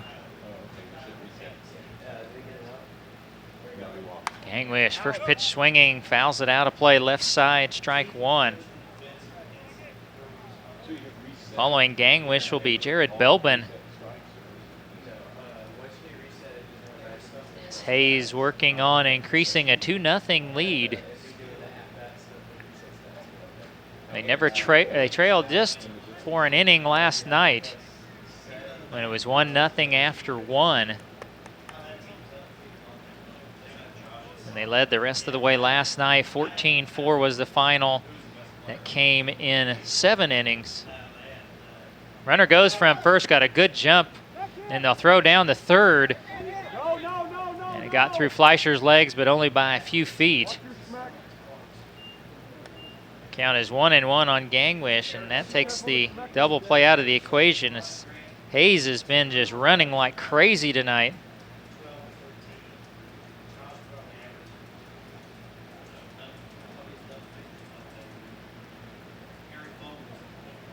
For Sutherland, that would be his 9th steal. And the 1-1, high and away, 2 balls, 1 strike.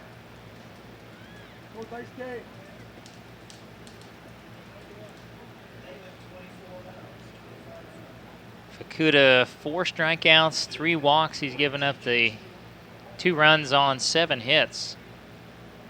The 2-1, he popped him up left side. Fleischer drifts into foul territory. He's going to have room. He's got it for out number 2. So Fukuda, a chance again to get out of this inning. Now batting the Hayes left fielder, Jared Belbin. If he can get Jared Belbin, who's bounced to second and flown to left. And again, Fukuda a little stretching before this at bat for Belbin.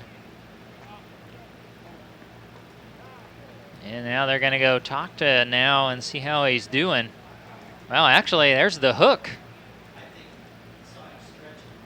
I think you got to wonder if he's tightening up or something a little bit, and you don't want to risk anything. So now he's pitched well. He is going to exit here in the top of the 5th inning, going 4 2/3. He gave up 7 hits, 4 strikeouts, 3 walks. And we're going to see C.J. Cecil.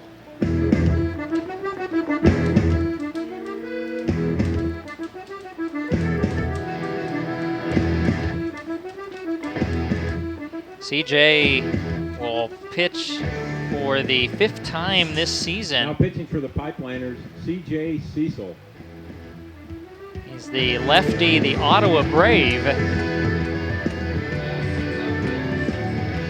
Cecil's thrown 11 2/3. He's given up 11 runs. All have been earned on 12 hits.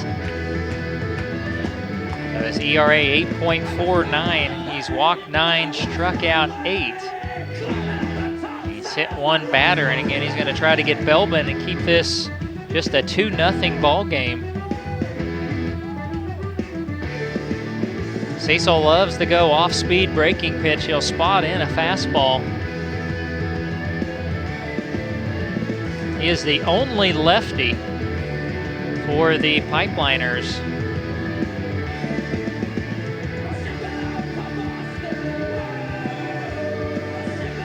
Again, he plays his college ball in the KCAC for the Ottawa Braves.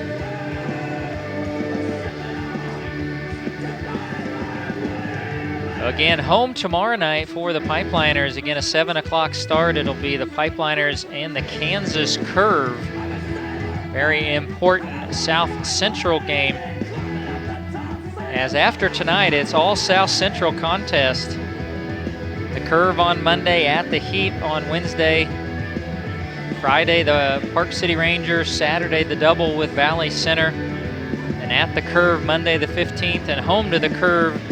Season finale on the 17th. So again, I think Cecil, I thought he was going to get a couple more pitches. He says he's ready.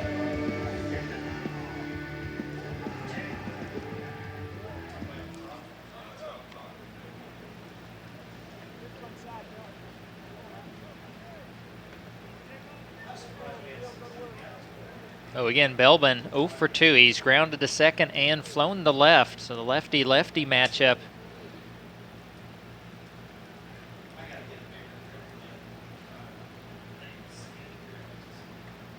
Cecil ready. His first pitch is pulled well foul out on the 8th Street, strike 1. Belbin was waiting on the breaking pitch, didn't wait long enough.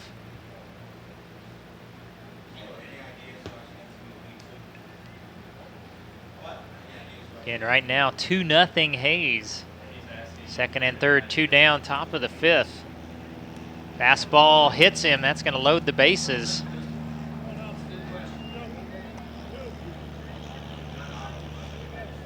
Now he'll have to get Matt Cavanaugh.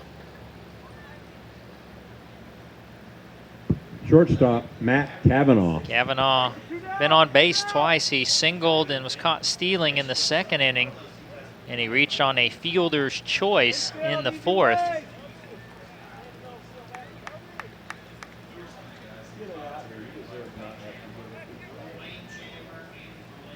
Now Cecil will have to get the righty Cavanaugh to get out of the inning.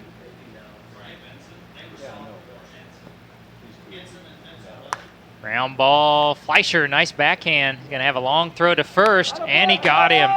Nice play by Kevin Fleischer. And the Pipeliners again will escape the inning. No runs on 1 hit, 3 left. And we head on to the bottom of the 5th. The Larks 2, the Pipeliners nothing. Here here at Edward Jones Stadium in the Williams Press Box. This is Pipeliner Baseball on the Ad Astra Sports Network. Kicks Country 106 is McPherson's country station and your source for local news, weather, and sports content. Join Aaron West afternoons on The Drive for your chance to win concert tickets and more. Streaming on the Ad Astra radio app, today's best country, Kicks Country 106.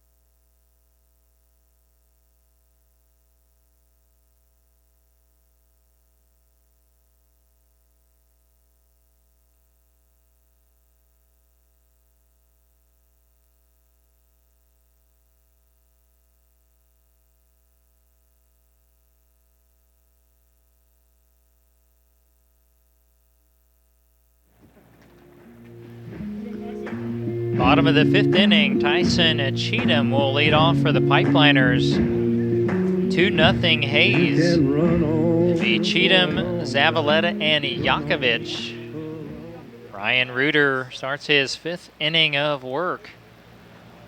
Well, no runs on 2 hits as Cheatham takes the curveball, strike 1. Cheatham ended up fouling out, or popping up to first back in the 2nd inning. There's a chopper towards short. Kavanaugh sidearm throw gets Cheatham.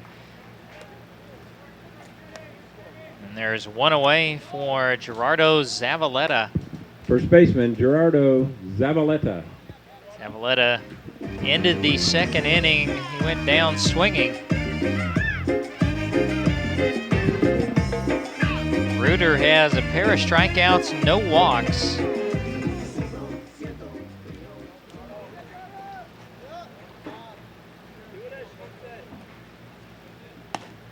Fastball misses in, ball 1.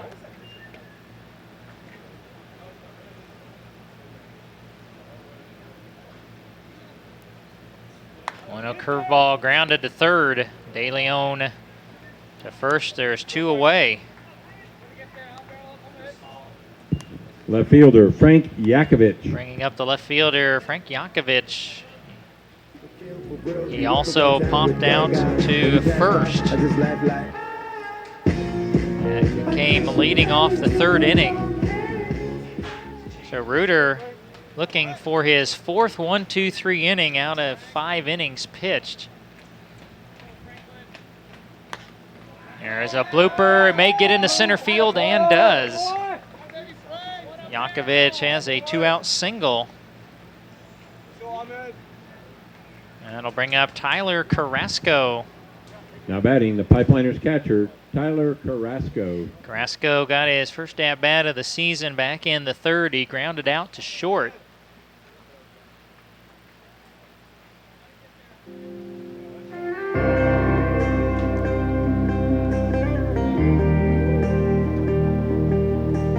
A pleasant evening here in McPherson. I saw something flash up on the weather. It's only supposed to be about 83 tomorrow. Won't that feel fantastic?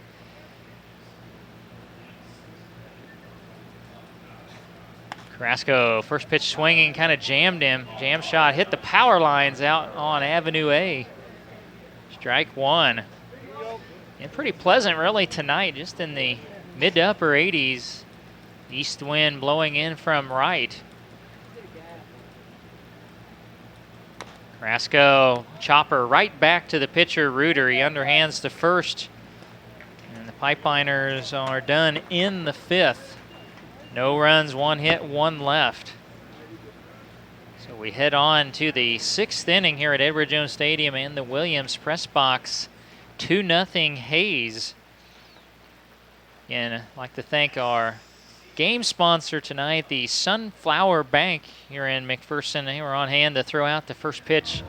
Again, big thank you to them for being a game sponsor. And Rod and Chris Lunkwitz in Keller, Texas, along with the McPherson YMCA Boot Camp class are our media sponsors tonight.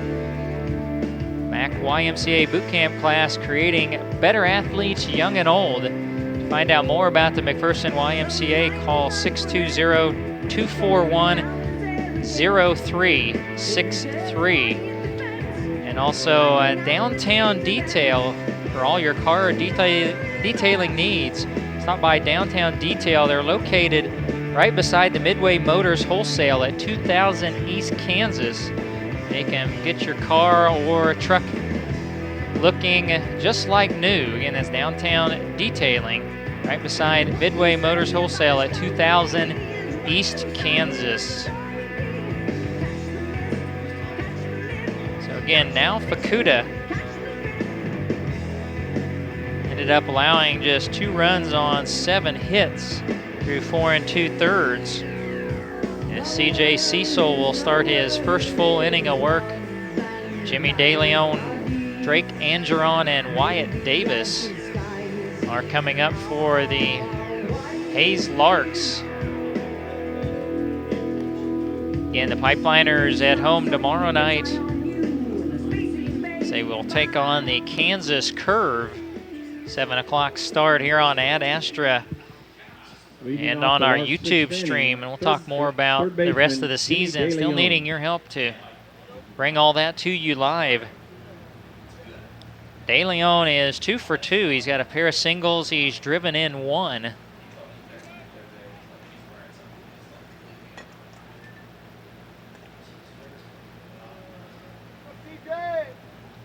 Cecil uses just the stretch. Brings in the first pitch to DeLeon. Fastball, strike 1.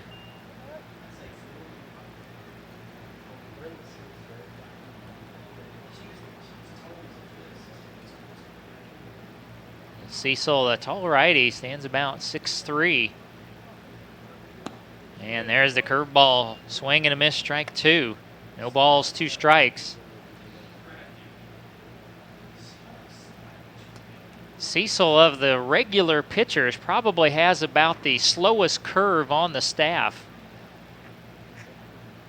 You really got to sit back and wait on it. He goes fastball, grounded right side, takes a bad hop. Cheatham recovers to Zavaleta just in time to get DeLeon. DeLeon tired for the first time in the game. Hitter, Drake Angeron, center bring field. up Drake Angeron. Angeron is 1 for 3. He's been on base twice, reached on an error in the first. He singled in the 3rd inning, then struck out in the 4th. Cecil goes curveball as Angeron was showing kind of a drag bunt, and he takes a strike.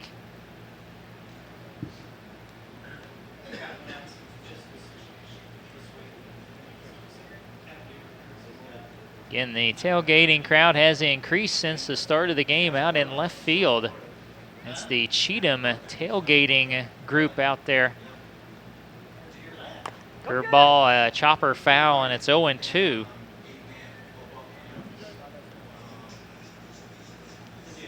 Lots of lawn chairs. Some kids got their own little baseball game going out there in left field. We're in the top of the 6th inning, 2-0 Hayes. Base is empty, 1 down. 2-strike pitch to Angeron, low and away. 1 ball, 2 strikes.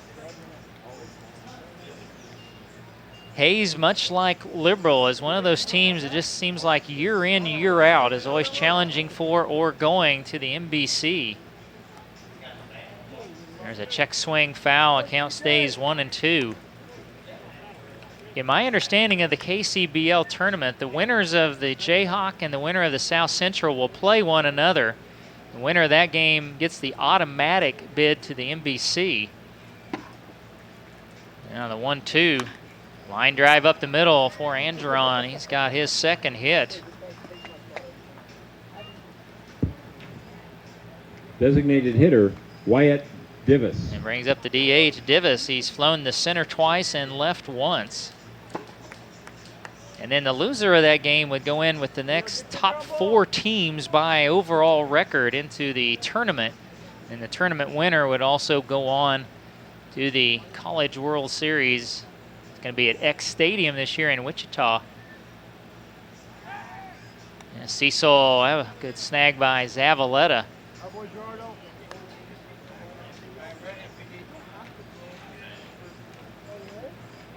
At least that's how the automatic bids work out of the KCBL. The rest of the selection process, haven't got that deep into it. And there's another toss over to first. Andron and has stolen 19 and 1 in this game. Check swing, and Divis went around, strike 1.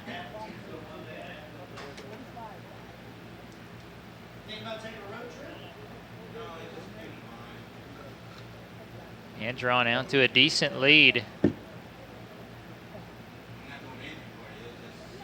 1 strike pitch, check swing, foul. It's 0-2.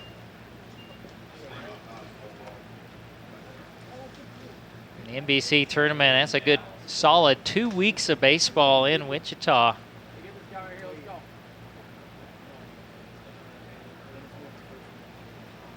See what Cecil goes on 0-2 to Divis. He does the slide step, curveball low and away. It's 1-2. Of course, they're wondering, will the NBC stay at Echo or will it move to the new stadium being built over where Lawrence Dumont was?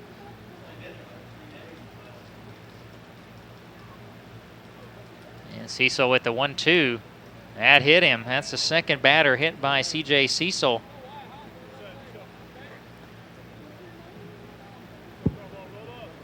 And puts runners at first and second. Justin Lee. For Justin Lee. Lee 2 for 2, a pair of singles and a walk.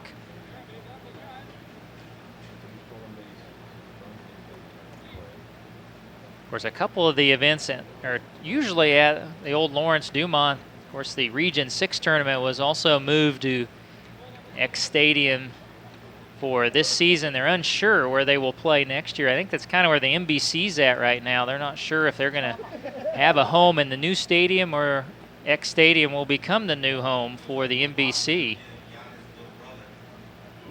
I think all that yet to be determined. As the first pitch high and away, ball 1 to Justin Lee. Of course, I'm kind of wondering, are they going to get that new stadium ready in time for the season for the Wichita team starting next April? Cecil misses high, 2 balls, no strikes.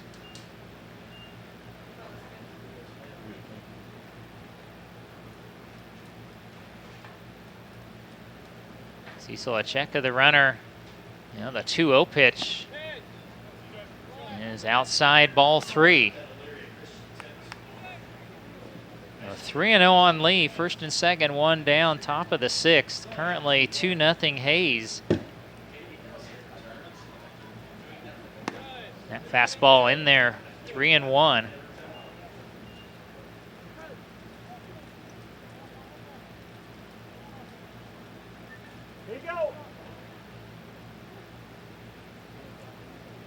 And the 3-1 from Cecil, low, ball 4. That's going to load him up.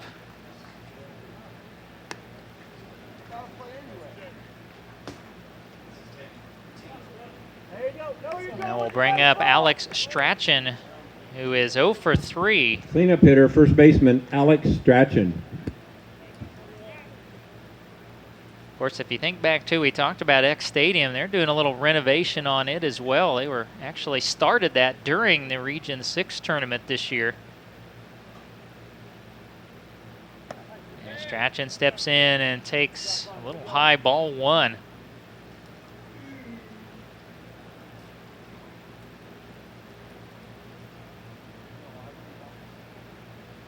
Cecil ready, the 1-0.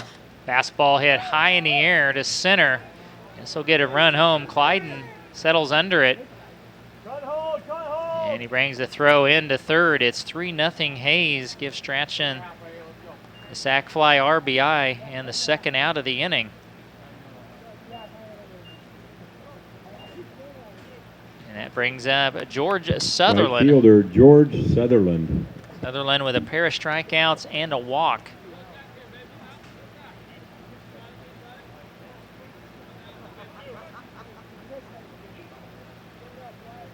So another lefty-lefty. Again, it's a lefty-heavy lineup for Hayes. Fastball grounded up the middle into center field. Clyden will come up throwing home, and it won't be in time. Takes a bad hop, and that's going to advance both runners. And that'll be the third error of the game.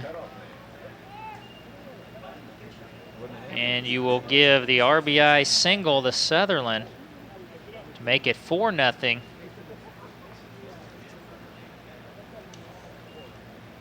Scored Divis, and then again the error on the throw allows the runners to move up.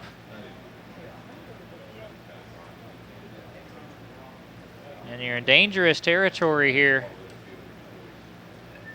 It's 4-0 Hayes, second and third, and now you've got Gangwish up in a monstrous solo homer in the second. Since then he's walked and fouled out to third.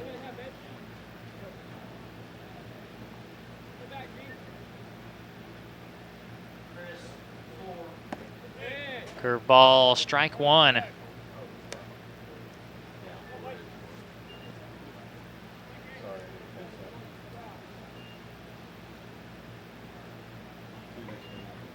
We'll see if Cecil can limit it to a 2-run inning. One strike pitch. This one hit well to right. Lozano will have room. He makes the catch. That will retire the side.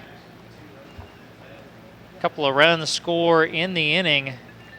There were 2 hits, 1 error, 2 left. So we're going to head on to the bottom of the 6th inning. It's now Hayes 4 and the Pipeliners nothing from Edward Jones Stadium and the Williams Press Box. This is Pipeliner Baseball on the Ad Astra Sports Network. Ad Astra Radio is a proud supporter of the McPherson Pipeliners. Locally owned and proud to call Central Kansas home, Ad Astra Radio is your source for local news, weather, and sports content. Online at adastraradio.com and on the Ad Astra Radio app.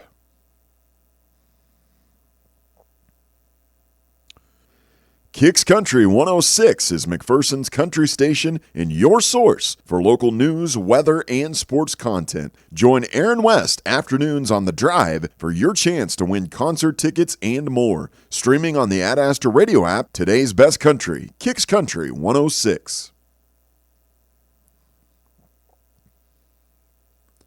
Ad Astra Radio, your source for award-winning news, weather, and sports coverage. No one covers Central Kansas better. Ad Astra Radio is a proud supporter of the McPherson Pipeliners. Listen to select Pipeliners games online at adastraradio.com and on the Ad Astra Radio app.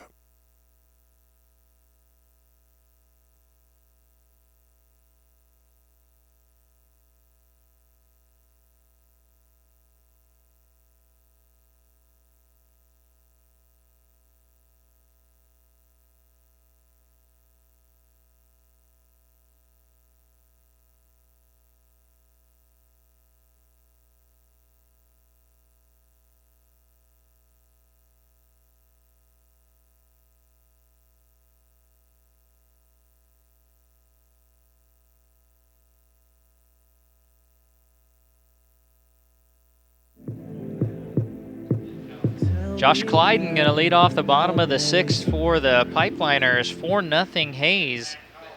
Clyden was a strikeout victim in the 3rd. So it's Clyden, Arroyo, and Lozano as Ryan Reuter continues on the mound for Hayes. Clyden tries a bunt, and it's foul for strike one.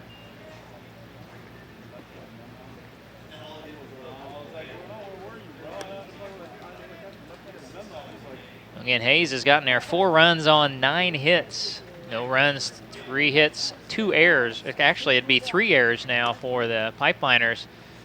As Clyden fouls it out of play, it's 0-2.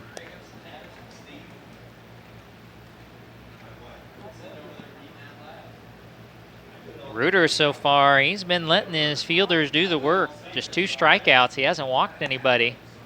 He misses high to Clyden's 1 ball, 2 strikes. You look up and down this Hayes pitching staff, and of the regular pitchers, as Clyden takes low, it's 2 balls, 2 strikes. Anybody that's thrown significant innings, everything is ERAs. You got a ton of 3s. There's a couple there above 5, another 4. I mean, just everything is solid up and down their pitching staff, up and down their batting lineup. And a swing and a miss, Clyden down on strikes. Out number 1 at the bottom of the 6th, and back to Daniel Arroyo. Leadoff hitter, shortstop Daniel Arroyo. Arroyo got the first hit of the game, a bunt single in the 4th. He also lined to right in the first inning.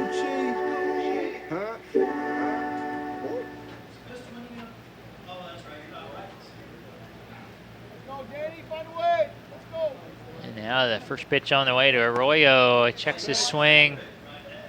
Takes low, ball 1 as they appeal down to first. So really, to beat this Hayes team, you feel like it's going to have to be more of a pitcher's duel most of the time. And curveball down at the feet of Arroyo. 2 balls, no strikes. 2 low-scoring games with Wellington before this series against McPherson. Hayes splitting with the Heat.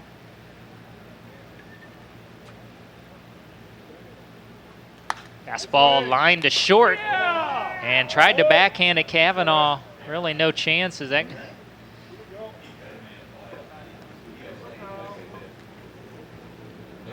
And we're waiting to decide on hit or error. We're split up here. They're going to go hit for Arroyo. He is now 2 for 3, bringing up Lozano when he Right fielder, fouls one Ray over Lozano. Avenue A, strike 1. Lozano is 1 for 2. He had the strangest double. He hit a little cue shot down first base. It hit right behind the bag and spun into foul territory. He got a double out of it. Here's a slow roller down third, and it will go foul. Count 0-2.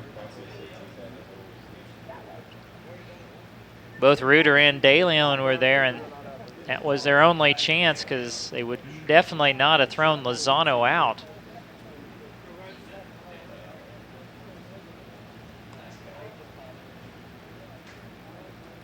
Following Lozano will be Tyler Brown.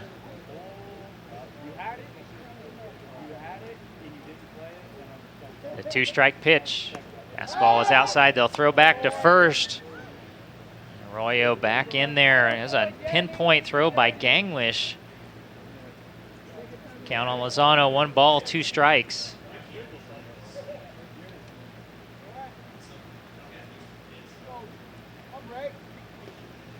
Reuter to the plate. Almost got him to go after the low breaking pitch. 2 balls, 2 strikes. There is one pitcher just starting to loosen up a little bit. Soft tossing for Hayes, a righty, as Lozano takes low and the count is full. As Reuter pitching into the 6th again, he's allowed 4 hits, no runs.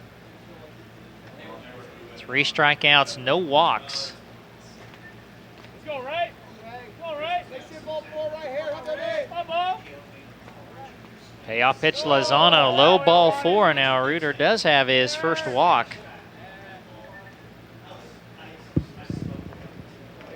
Designated hitter, Tyler Brown. That's going to bring up Tyler Brown, and you feel like this may be the Pipeliner chance to tighten things up. Brown has flown to right, and last time he hit one on the button, but it was right at Angeron in center. Now they're going to go talk to Reuter.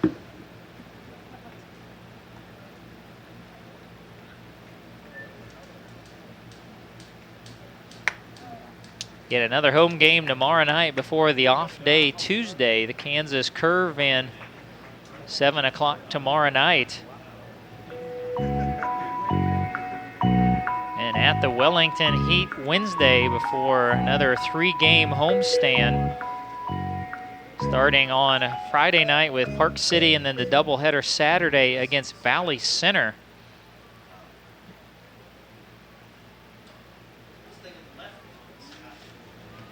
So after the conference, Reuter will stay on. We'll see if the work intensifies in the bullpen.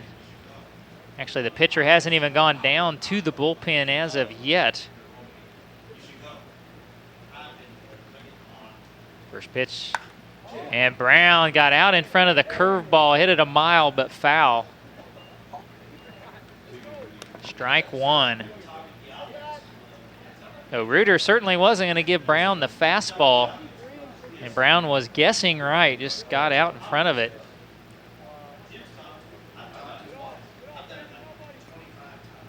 The 1-strike pitch. There's the fastball, and he pops him up. Foul territory right side. Strachan's got room and drops it. Well, a break there for Brown. He'll get to see another pitch on what looked like was going to be out number 2.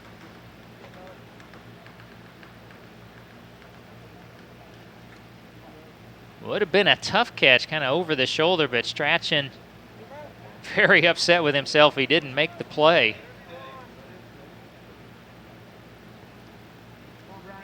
And Arroyo at second, he singled. Lozano at first, he walked, 1 down. 2-strike pitch to Brown is outside.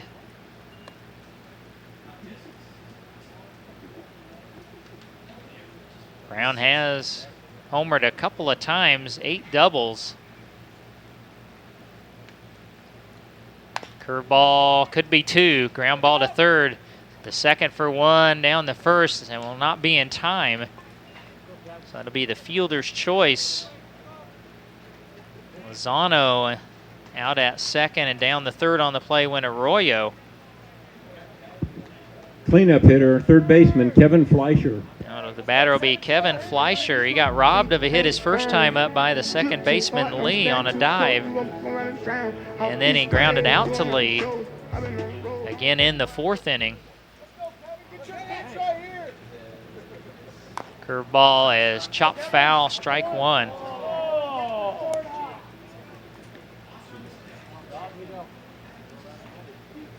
So Reuter being careful not to throw first pitch fastballs to either Brown or Fleischer. He brought in the fastball, and now Fleischer frustrated. That was a good pitch. It's 0-2.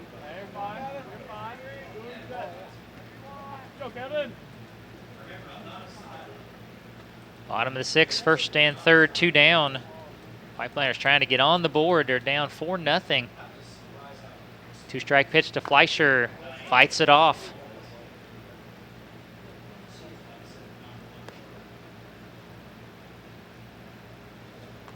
Fleischer has driven in 14. This is his 13th game. He homered in his first 2 games as a Pipeliner.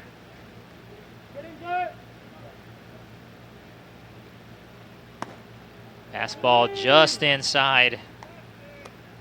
1 ball, 2 strikes.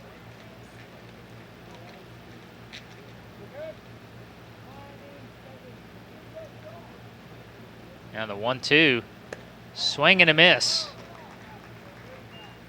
That will retire the side. The Pipeliners will leave 2. 1 hit, no runs, 1 hit, 2 left. So we head on to the 7th. And the score remains Hayes 4 and McPherson nothing here at Edward Jones Stadium and the Williams press box. This is Pipeliner Baseball tonight on the Ad Astra Sports Network. As Ad Astra has been the broadcast partner all season long with the Pipeliners, and we're needing to partner with a few more people as media sponsors to get the last week and a half on the air. And we've got the doubleheader on a Saturday coming up, just $175 if you could sponsor the double on Saturday, or Single games are at 125 the rest of the way. We'd love to get you all the rest of the action. If you could help by being a media sponsor, contact anybody at McPherson Pipeliners Baseball, or it's real simple, just a text or call me, 620-897-7060. Let's bring you the rest of this action for the rest of the season. So CJ Cecil ends up going an inning and a third. He gave up 2 runs on 2 hits. He hit 2 and walked 1. As for the first time this year, we're going to see Grant Plunkett take the mound for the Pipeliners.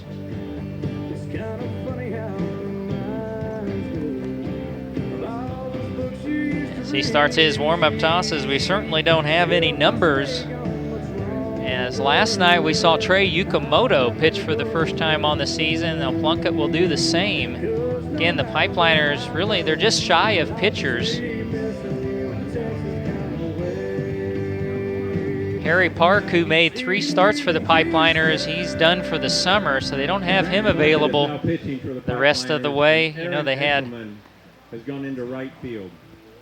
Eshelman takes right field. You know, Carter Hahn missed a start or 2 after that twisted ankle. Valorio, until tonight, had been the backup catcher.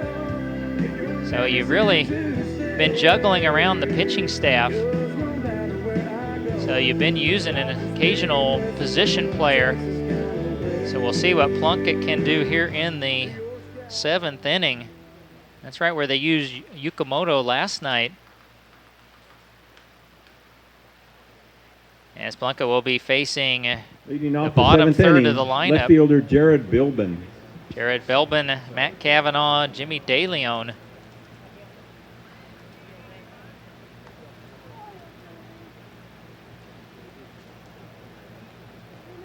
Bilbin is 0 for 2.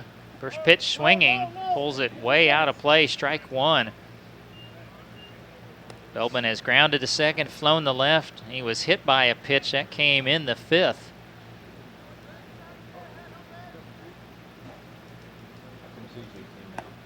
Outside in the count 1-1. Again, Pakuda went 4 2/3, gave up 2 runs on 7 hits. Fastball on the outside corner, it's 1-2.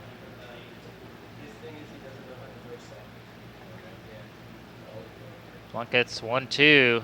Tried the curveball, it's in the dirt. 2 balls, 2 strikes.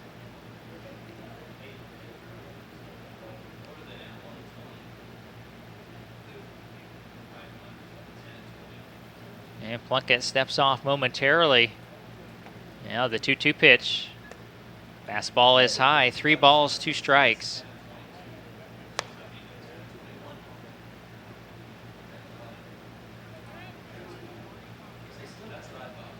Now Plunkett waiting. I think Eshelman out in right is tying his shoe.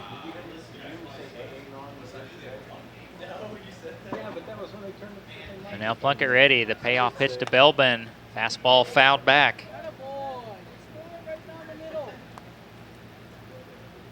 And the Pipeliners ended up using 4 pitchers last night. Another fastball, a swing and a miss.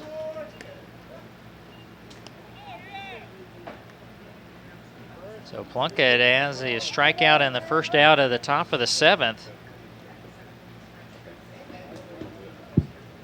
Shortstop, Matt Bringing Cavanaugh. Up Matt Cavanaugh. Don't Cavanaugh forget, is the 1 for concession stand 3. will close after the 7th inning. Please support Elyria Christian School.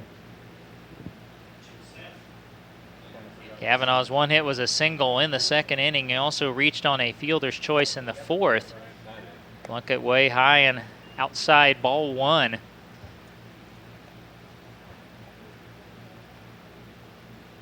High again, 2 balls, no strikes.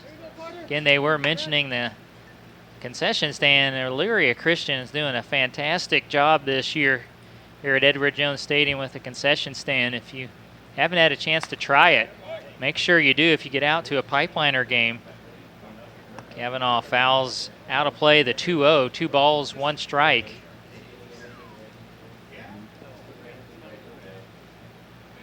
Now the 2-1 fouled back, 2 balls, 2 strikes. Following Kavanaugh will be Jimmy DeLeon. Now there's a couple of pitchers warming for Hayes. Curveball in the dirt, 3 balls, 2 strikes.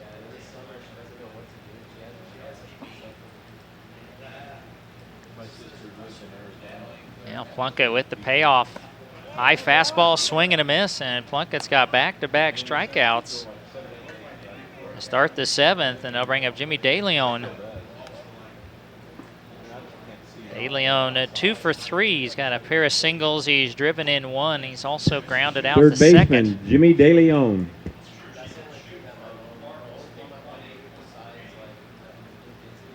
Plunkett looking for a 1-2-3 inning, and has not happened yet for Hayes tonight. As the first pitch fouled out of play. Hayes has had a base runner in every inning.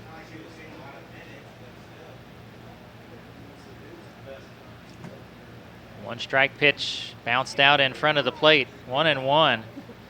Plunkett so far has been unable to get the curveball in for a strike. It's been the fastball.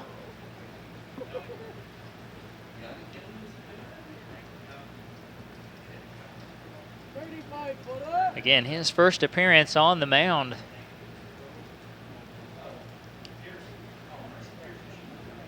Plunkett has been the everyday catcher most of the season. Matt Morgan was the backup. He's no longer with the team. So Roger Valoria has been coming in about every 3rd day in catching. Fastball grounded into left, and still the Larks have not gone at 1-2-3. Larks leadoff hitter, Drake Angeron. Back to the top to Drake Angeron. Angeron is 2 for 4. A pair of singles. He's reached on an error and struck out.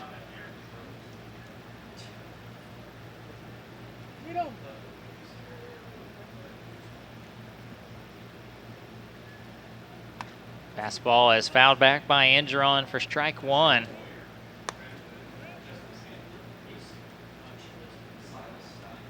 In the Pipeliners, no runs, 4 hits, 2 errors, 4 runs, 10 hits, no errors for Hayes. There's a wild pitch to the backstop. It's a 1-1 count on Angeron. Down the second on the play went DeLeon.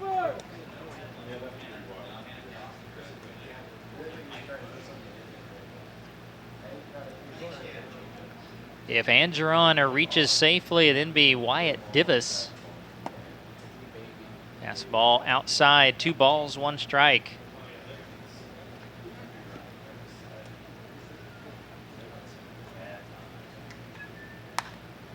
Two 2-1 popped up left side. Fleischer gives a quick look. It's out of play. The count 2-2. And a very pleasant evening out there for the fans. Low 80s. The wind starting to die down out of the east. Low ball 3. And it's a 3-2 count on Drake Angeron. Runner at second, 2 down, top of the 7th. As Plunkett fakes out to second.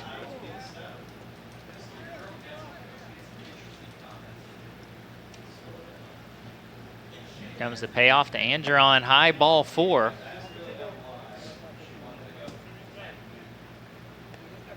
Number 2 hitter, designated hitter, Wyatt Divis. That puts runners at first and second for the DH, Divis. He is 0 for 3. He was on base in the 6th after being hit by a C.J. Cecil pitch. And he came around to score as Hayes got 2 in the 6th inning. Fastball, strike 1. That goes with their single runs in the 2nd and 4th.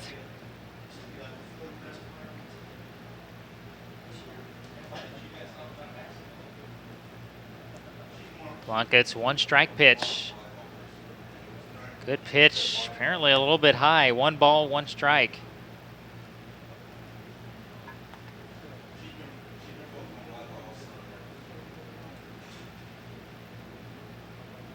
1-1. Fastball catches the outside part of the plate. It's 1-2. Pipeliner still just down 4-0. Plunkett trying to keep it that way. Got 3 at-bats left. Really good fastball called low. 2 balls, 2 strikes.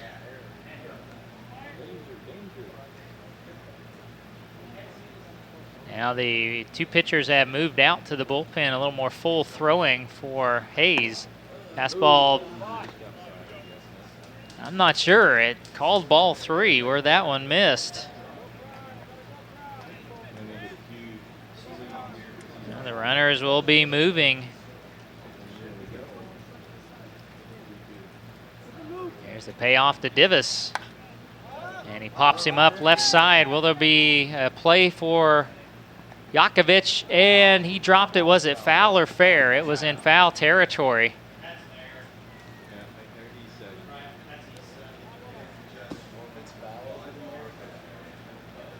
So you're going to give, that's like giving Hayes maybe an extra out.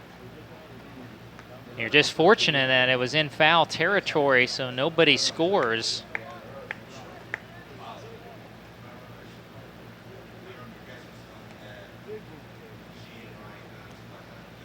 So Divis will dig back in. So Plunkett made the pitch he needed to make.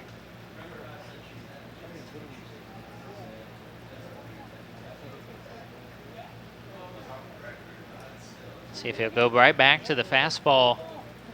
Payoff to Divis. High chopper, Fleischer's got it. He'll fire over to first, and that pulled Zavaleta off the bag. Oh, that will be the 4th error of the game and keep the inning alive for Hayes.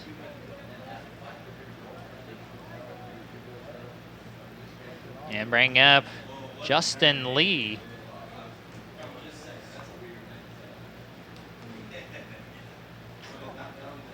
Lee has yet to be retired. 2 singles, 2 walks.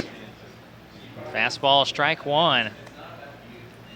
So there you had 2 chances and did not get out of the inning. Now a wild pitch will score a run to make it 5-0.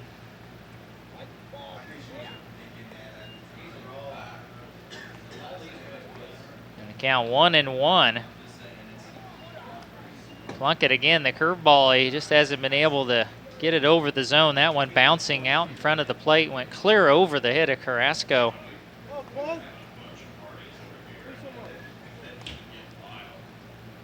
High ball 2, it's 2-1 to Justin Lee.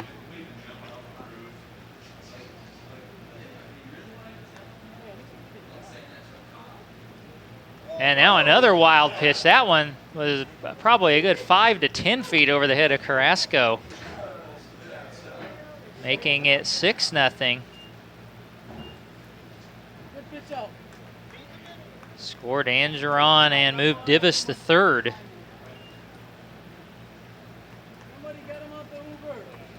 That makes it 6-0.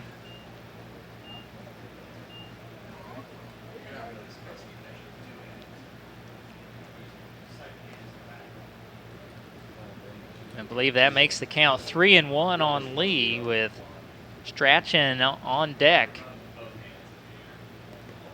And that bounces in, ball 4.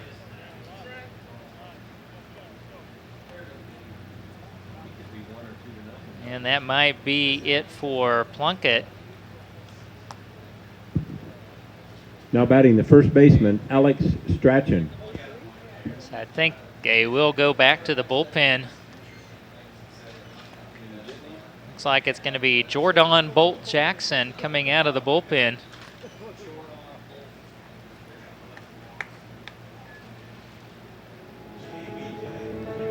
So Plunkett goes 2/3. Run that back, Turbo. You can get the biggest Chanel back in the store if you want. He gave up the 1 hit. He struck out 2, walked 2. And both runners his responsibility.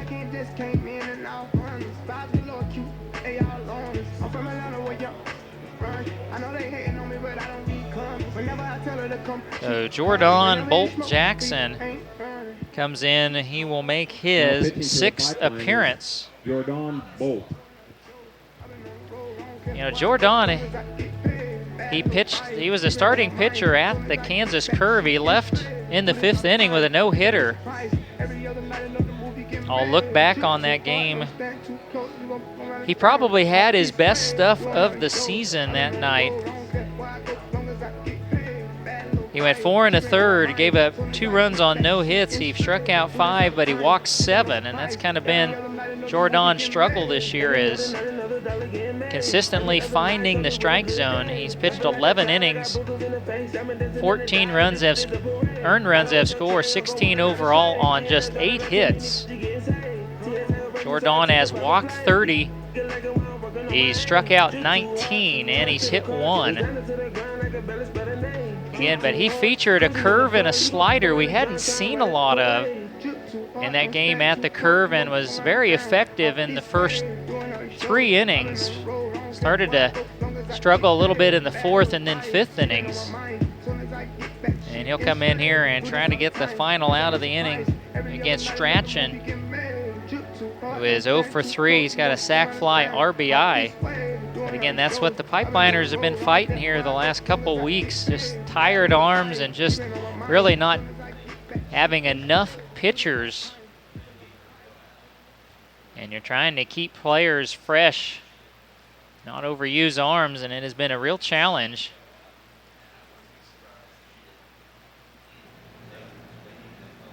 Again, 1st and 3rd, 2 down, top of the 7th, 6-0 Hayes.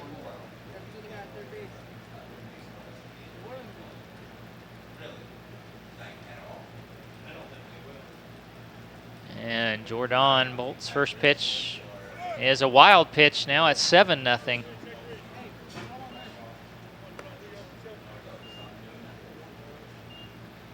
And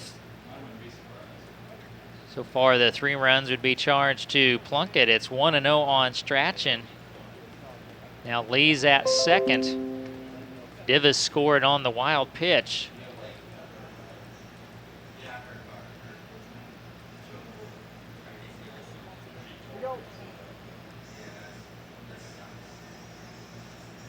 Now the 1-0, runner got a great jump, and now another wild pitch. Lee thought about maybe heading home. He'll stop at 3rd, and it's 2-0.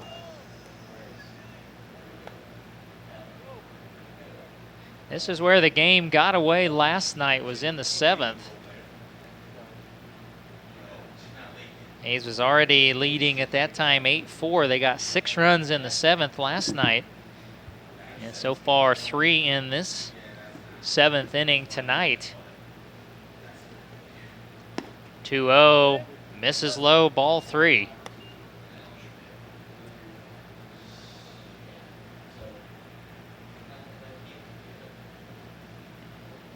Strachan at this point, if he gets a good pitch, I would turn him loose. He will take strike 1.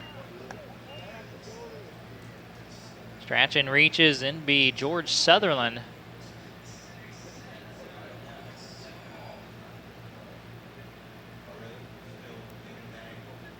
A 3-1, a swing and a miss. A full count on Alex Strachan.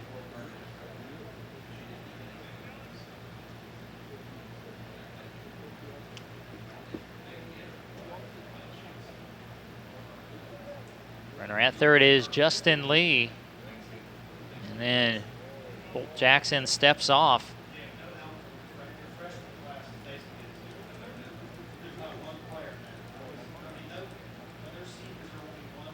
And Bolt Jackson ready to pay off the Strachan outside, ball 4.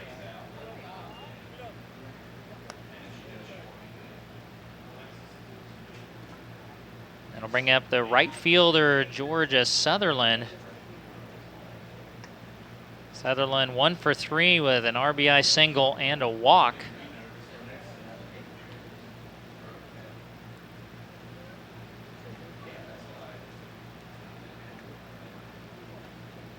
Fastball in there, strike 1 to Sutherland.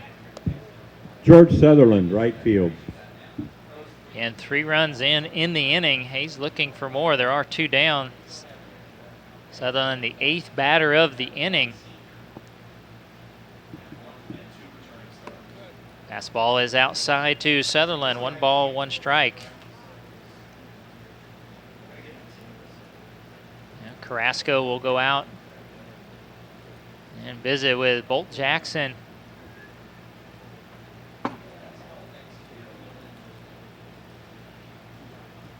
And Hayes got on the board single runs in the 2nd and 4th innings. Got 2 more in the 6th and 3 in this inning. And the Pipeliners yet to crack the scoreboard. Ground ball. Cheatham's got it over to first. And that does retire the side. 3-run score in the inning on 1 hit. There was 1 error. Okay, it's time to announce and the 2 winning left. raffle tickets tonight. So it's 7th inning The blue stretch ticket time is here at for the Edward Jones gas Stadium, card. and from the Williams press The box, winning it's ticket 7-0 number is Hayes. We'll be back 089220. after this break on the Ad That's Astra Sports Network. 089220. Ad Astra Radio is a proud supporter of the McPherson Pipeliners. Locally owned and proud to call Central Kansas home, Ad Astra Radio is your source for local news, weather, and sports content. Online at adastraradio.com and on the Ad Astra Radio app.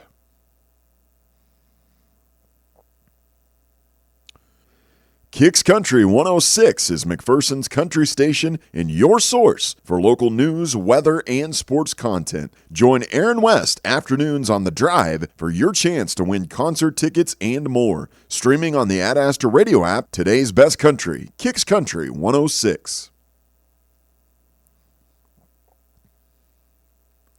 Ad Astra Radio, your source for award-winning news, weather, and sports coverage. No one covers Central Kansas better. Ad Astra Radio is a proud supporter of the McPherson Pipeliners. Listen to select Pipeliners games online at adastraradio.com and on the Ad Astra Radio app.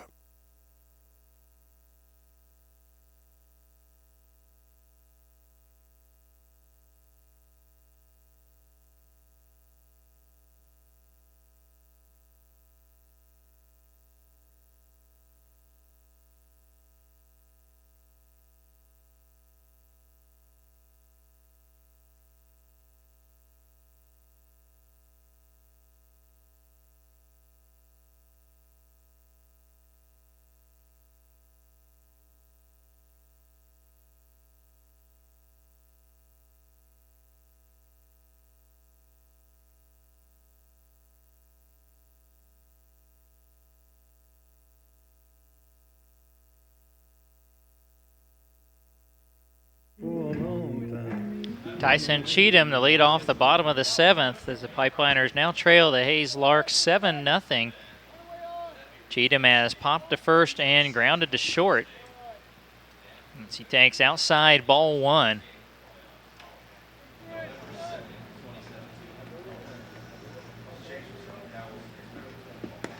Fastball inside, 2 balls, no strikes. It's going to be Cheatham, Zavaleta, and Yakovich.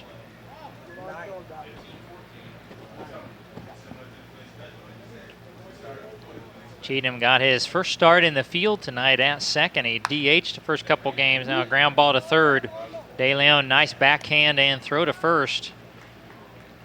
And there is 1 down for Zavaleta, who has struck out and grounded out to third. First baseman Gerardo Zavaleta. Hayes has been very good defensively tonight. They've gobbled up everything that looked like it might be a tough play. They've made look easy. And Reuter continues to cruise along. Fastball, swing and a miss for strike 1. Reuter's allowed no runs on 4 hits, 4 strikeouts, 1 walk. It's a ground ball into left field, a base hit for Zavaleta.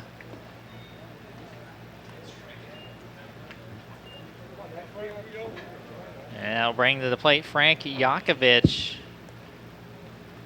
Yakovich 1 for 2. Left fielder Frank Yakovich. He popped up to first in the 3rd inning, then he singled in the 5th.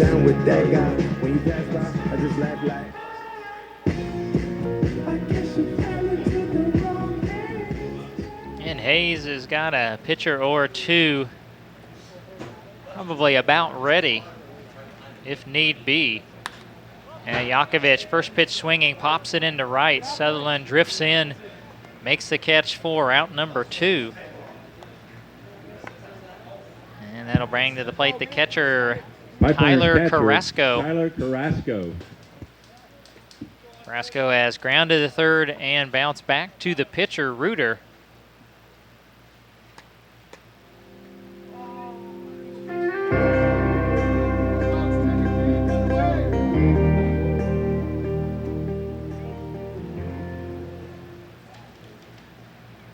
First pitch on the way, fastball in there, strike 1.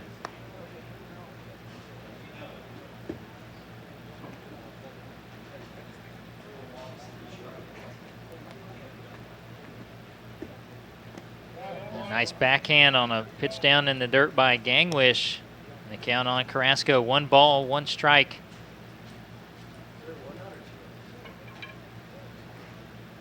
Pipeliners again at home tomorrow against the Curve. Fastball shot into right field's going to fall in for a hit. Zavaleta will stop at second. Well, Carrasco's got his first hit as a pipeliner. That'll bring up Josh Clyden. Clyden has struck out in both his at-bats.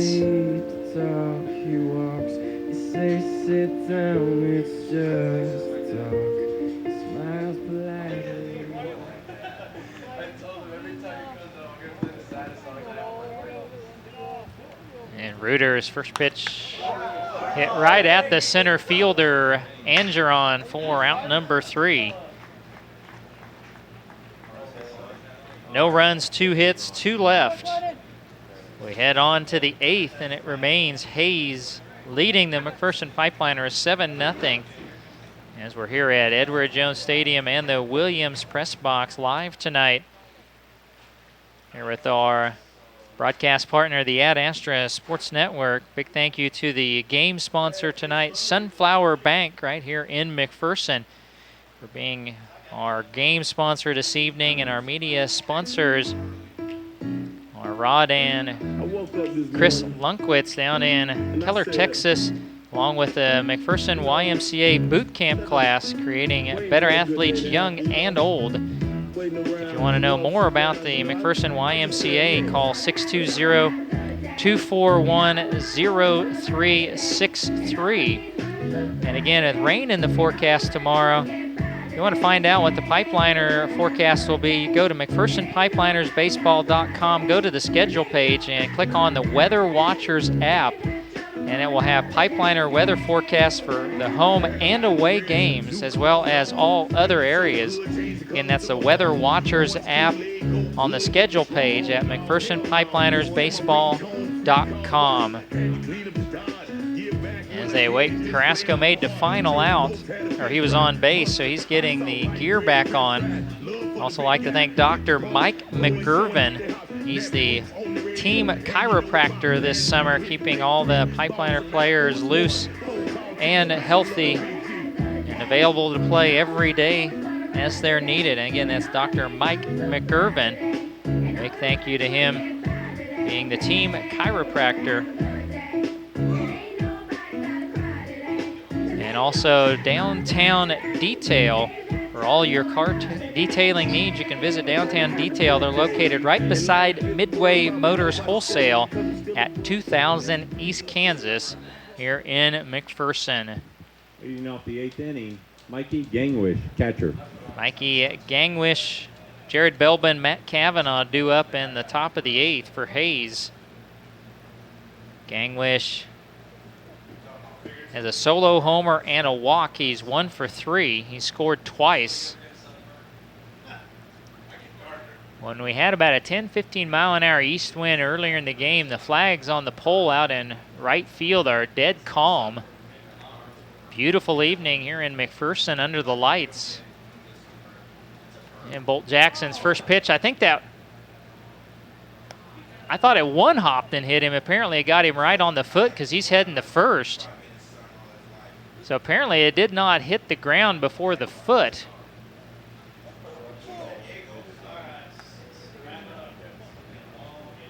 So Bolt Jackson, he's walked one, now hit one. Left fielder Jared Belbin. That'll bring up Jared Belbin, who's looking for his first hit. He's 0 for 3. He was hit by a pitch in the 5th inning. Pipeliner pitching tonight.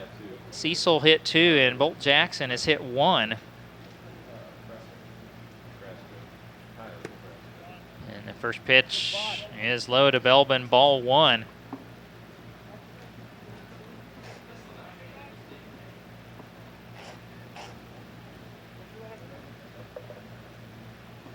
Now the 1-0.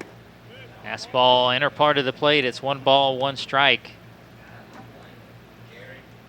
Fukuda went 4 2/3, gave up 2 runs on 7 hits. Cecil went an inning and a third, 2 runs on 2 hits.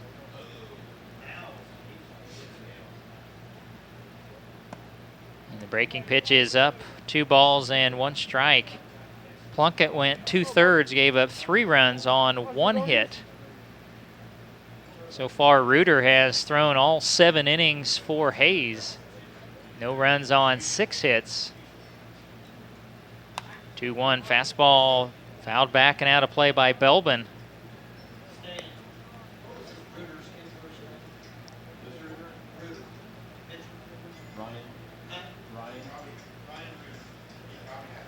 Count on a Belbin, 2 balls, 2 strikes. Gangwish was hit. Leading off the inning, he's at first. 2-2, swing and a miss. And Jordan Bolt Jackson has his first strikeout. Went with the off-speed pitch and got Matt Belbin Cavanaugh swinging. And it'll bring up the shortstop, Matt Cavanaugh. Cavanaugh 1 for 4. He had a second inning single. Also on base in the 4th, reaching on a fielder's choice. Shows bunt and takes strike 1.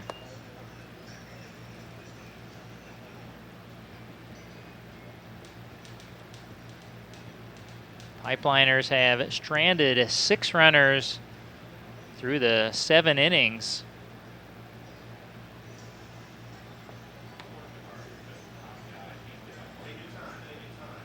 One strike pitch misses low. It's 1-1.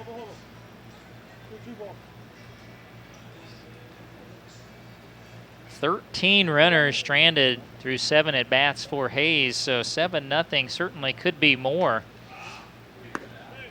Fastball is outside to Cavanaugh, 2-1 the count.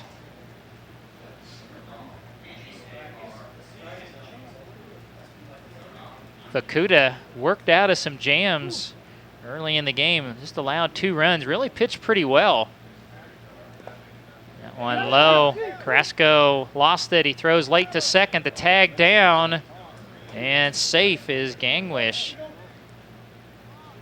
Count will be 3-1.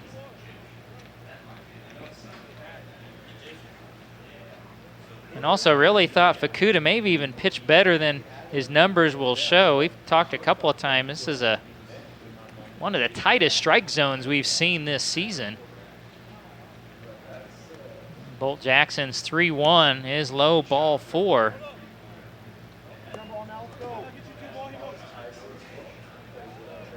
So he had a hit by a pitch, then a strikeout, now a walk. Now batting the third baseman, Jimmy DeLeon. Bringing up DeLeon. DeLeon 3 for 4. He's got 3 singles. He's driven in 1 and scored 1.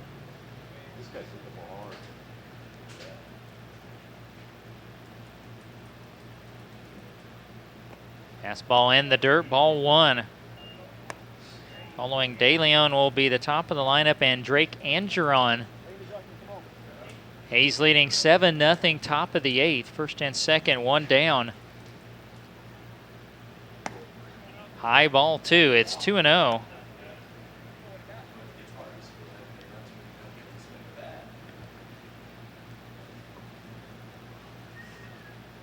Check of the runner at second. Now the 2-0 pitch is high and outside. 3 balls, no strikes.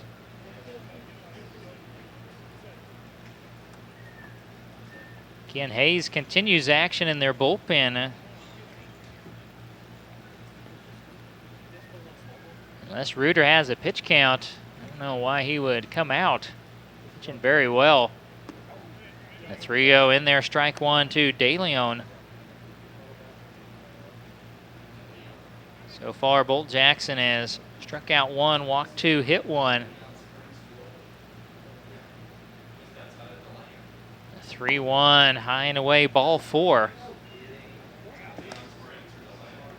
Top of the order, center fielder, Drake Now the Angeron. bases are loaded again without a hit here in the inning.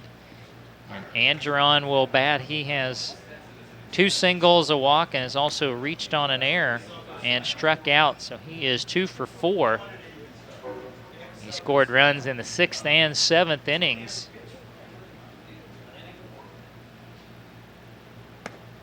And Angeron takes high, ball one.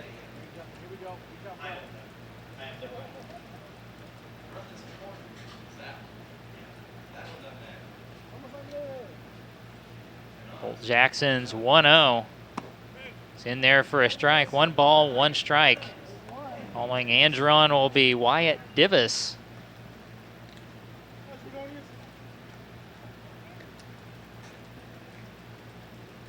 Runners lead off, and Jackson's gonna hit Angeron right in the back. That makes it an 8-0 game.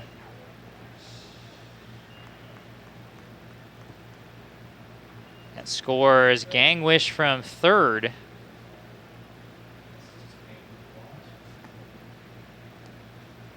And that'll bring up Divis. Designated hitter, Wyatt Divis. Divis looking for his first hit. He was hit by a pitch in the 6th. He reached on an error in the 7th, scored in both of those innings. And it won't be Divis, actually, excuse me. They're going to sneak a pinch hitter in here. And it's going to be Skylar Luna. We saw him for the first time in the season on the mound Luna last pinch night. hitting for Wyatt Divis. So he'll pinch hit for Divis. He takes high, ball one.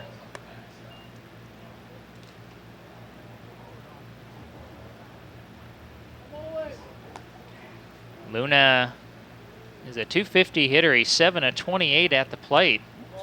He fouls back the 1-0. It's 1 ball, 1 strike. And we didn't have any pitching numbers on him when he pitched last night. So we're assuming it was his first outing. Gave up 3 runs on 3 hits in 2 2/3. Fastball outside, 2 balls, 1 strike. Justin Lee is due up next.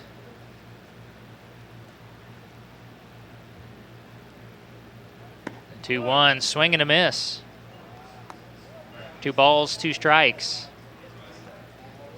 Again, Gangwish was hit to start the inning. Belbin struck out. Kavanaugh, DeLeon walked. Angeron was hit.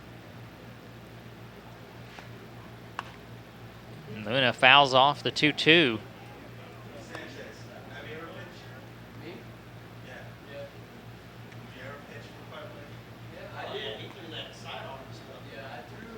And Bolt Jackson shakes off the first sign. And now the 2-2 pitch. Outside, ball 3. A full count pitch coming to Luna. Bases full of Hayes Larks. 1 down in the top of the 8th. 8-0 Hayes.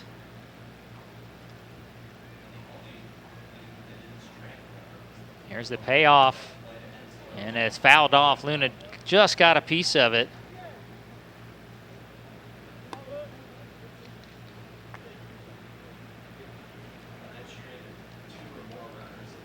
Can Jackson get the second out of the inning? He could really use a ground ball or a strikeout, or a little pop-up.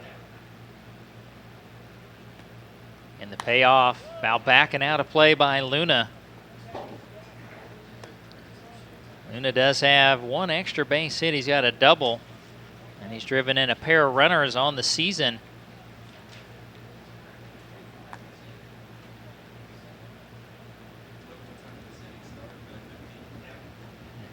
And the third payoff pitch. Oh, and he chased what might have been ball 4. for the second out of the inning and second strikeout for Jordan Bolt Jackson. Second baseman, Justin Lee. That brings up Justin Lee. Lee has walked 3 times and singled twice. 2 for 2 evening. And Lee, 5 times on base, has not scored as he takes high ball 1.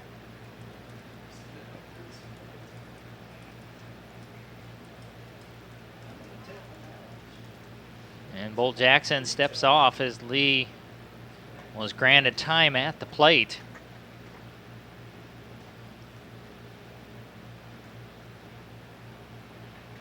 Now the 1-0 pitch, high and away, ball 2. This is the 7th batter of the inning. So far, 1 run has scored.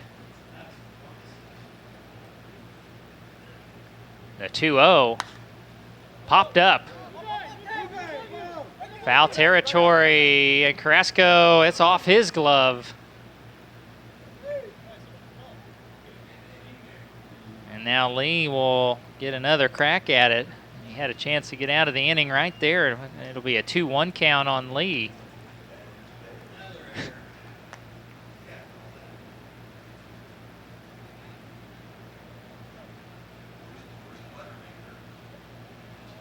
So the count is 2-1 on Justin Lee. Bases remain loaded, 2 down, top of the 8th.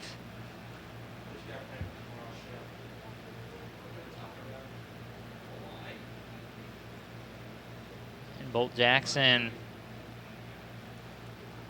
comes set then to the plate. High ball 3. It's 3-1. Strachan is due up next, and he is in the on-deck circle. And the 3-1 is foul tipped and caught by Carrasco for strike 2. And now the runners can all move on the 3-2 pitch.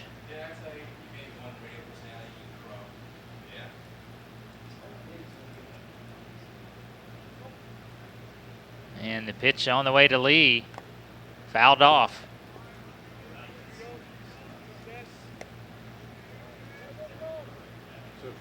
Again, no hits in the inning. 1 run has scored, bases are full. A couple of walks, couple of hit batsmen.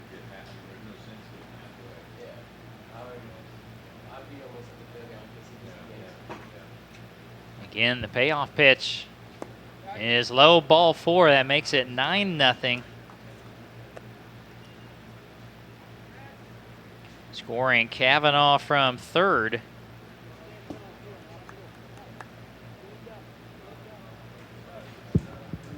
First baseman, Alex Strachan. Lee has yet to be retired. That's his 4th drawn walk, plus a couple of singles, and it'll bring up Strachan. As a walk and a sacrifice fly for a run batted in. He takes high, ball 1.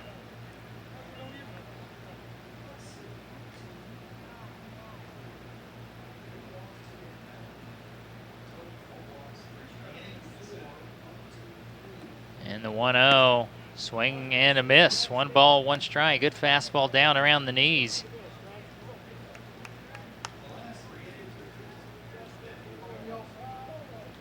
Nine runs on 10 hits for Hayes. Strachan takes in the dirt, count 2-1.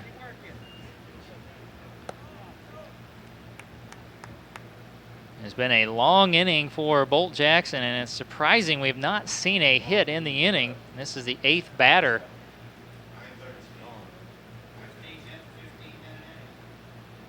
And that will be high to Strachan. It's 3-1. George Sutherland is due up next. He would be the 9th batter of the inning if he comes to the plate. And Bolt Jackson's 3-1, swing and a miss for strike 2. Another full count, so again the runners will take off. You always like that if anything gets in the gap, the runner's moving. And the payoff pitch is low, ball 4. That makes it 10-0. Back-to-back RBI walks for Lee and Strachan. And coming home this time is De Leon from third. Right fielder George Sutherland. And George Sutherland will be the batter, and I think he's going to see a different pitcher.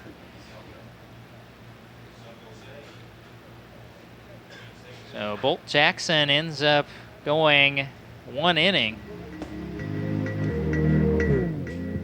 Now pitching for the Pipeliners. And I don't think he allowed a hit. No, he did not. He struck out 2, walked 5, and hit 1.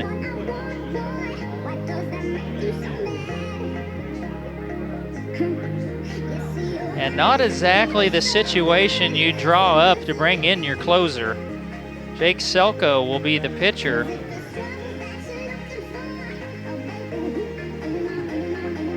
As you certainly would like to save Selko when it's a tie game or you're in the lead, but he will come on and pitch here in the 8th.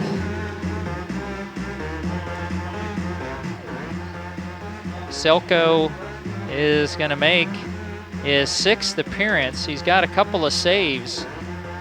He's thrown 4 innings, given up 1 run. It was earned on 4 hits, 2.25 ERA. He's walked 5, and he struck out 11.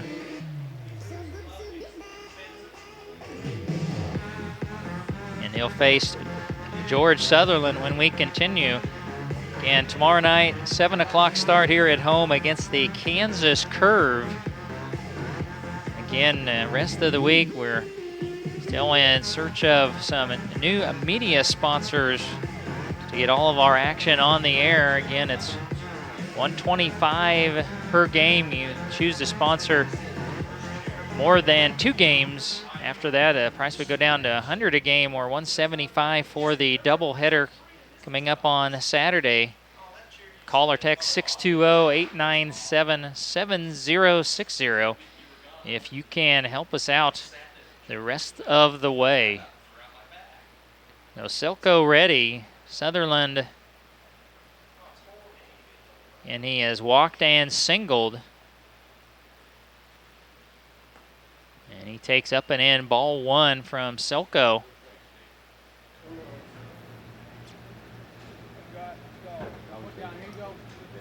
Sutherland has driven in 1.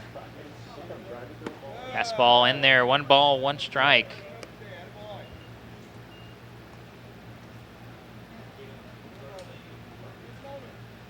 Selko with the bases loaded is choosing to use the windup. Their fastball swing and a miss for strike 2. It's 1-2. And Selko would be your closer, but with limited arms and tired arms, you have to bring him in here in the 8th. His fastball just low. It's 2-2.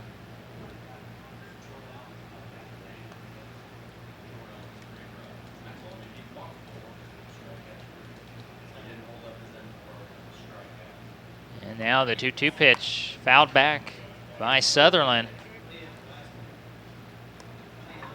The count remains 2-2 with the bases full. Top of the 8th, 10-0 Hayes. They have now scored, have the Larks, 8 runs in the last 3 innings. Selko dropped down sidearm in the dirt, and Carrasco able to corral it. And we'll see another full count on a Hayes batter, so it enables the movers to start up once again.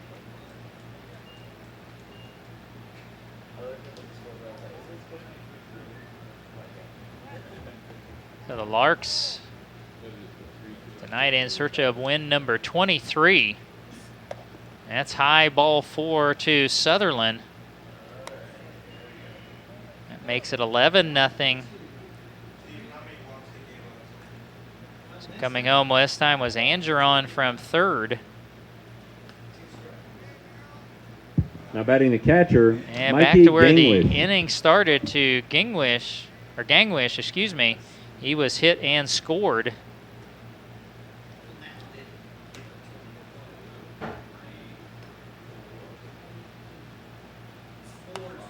First pitch fouled back by Gangwish for strike one.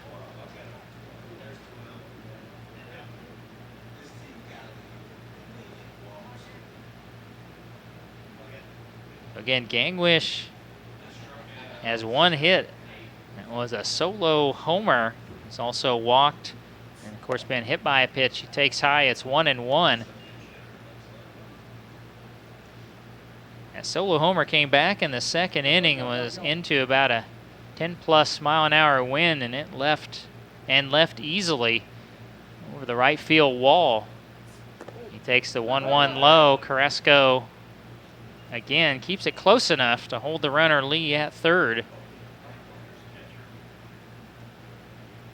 Count 2 balls and 1 strike.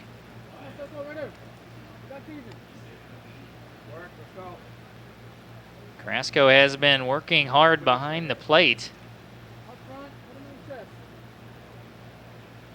Selko ready with the 2-1.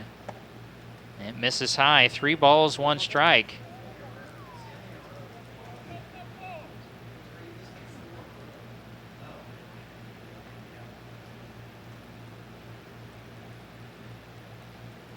And Selko's 3-1.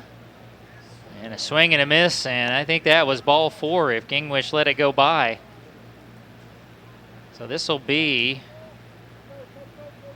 the 5th batter in a row that the count has gone full on with the bases loaded. And the runners take off, and it's a swing and a miss for the strikeout, and that will end the inning. In the inning, 4 runs score on no hits, and there was 3 left. So as we head on to the bottom of the 8th, I believe the scoreboard draw, I believe it's now 11-0 Hayes leading McPherson. This is Pipeliner Baseball on the Ad Astra Sports Network. Ad Astra Radio is a proud supporter of the McPherson Pipeliners. Locally owned and proud to call Central Kansas home, Ad Astra Radio is your source for local news, weather, and sports content. Online at adastraradio.com and on the Ad Astra Radio app.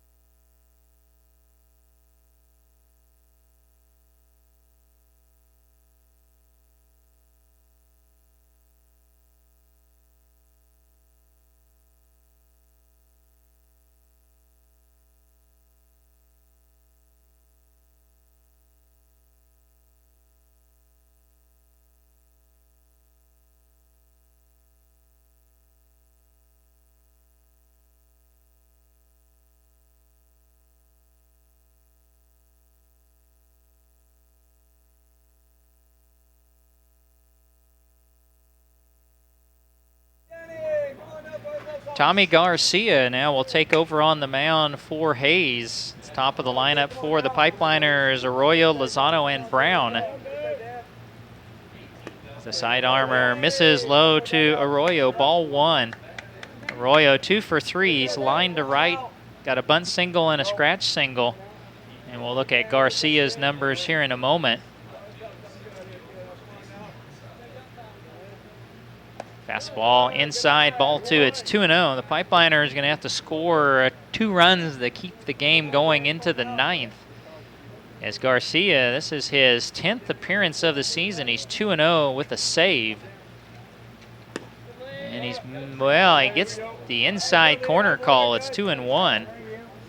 Garcia has thrown 18 innings, given up 8 runs, just 5 of them earned on 16 hits. His ERA is 2.50. He's walked just 5 and struck out 16. And he misses high with the 2-1. 3 balls and 1 strike. I said if you want to find an ERA that's not good on the Hayes team, you really got to look pretty hard through their stats. And that one, did it get a piece of? I didn't see the dead ball sign. I don't know if that's a walk or a hit batsman. I think they're going to go walk. Now batting right fielder Aaron Eshelman. Aaron Eshelman is going to pinch hit for Ray Lozano. Actually, he was a defensive replacement for Lozano.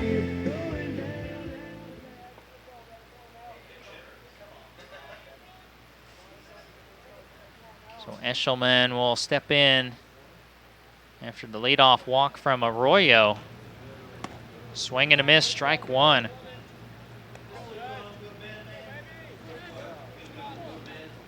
Eshelman comes in a .287 hitter.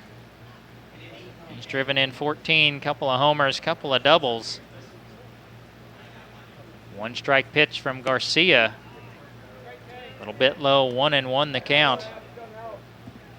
Tyler Brown due up next, then Kevin Fleischer.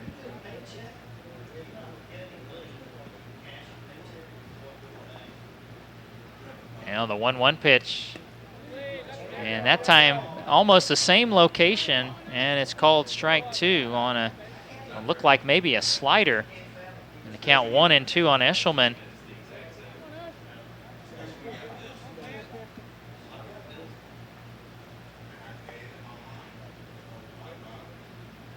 Garcia fires in, strike 3. Eshelman down looking. That will be out number 1 here in the top of the 8th. Now batting designated hitter Tyler Brown. Now the batter will be Tyler Brown. He's flown the right, line to center, and he reached on a fielder's choice. Brown is 0 for 3. And it's 11-0 Hayes, bottom of the 8th inning. Runner at first, 1 away. As Brown takes low, ball 1. And following Brown will be Kevin Fleischer. As Hayes trying to win by the run rule on consecutive nights here in McPherson. Fastball in there, 1 ball, 1 strike. As Hayes won 14-4 in 7 innings last night.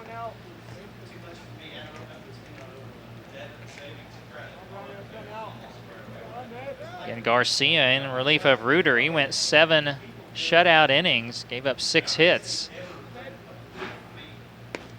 Brown takes outside, 2 balls, 1 strike. Reuter struck out 4, walked just 1. And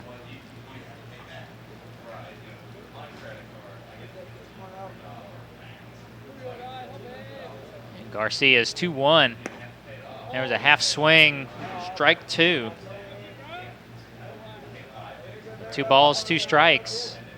Arroyo walked to start the inning. And then Eshelman pinch hit for Lozano, and he went down looking.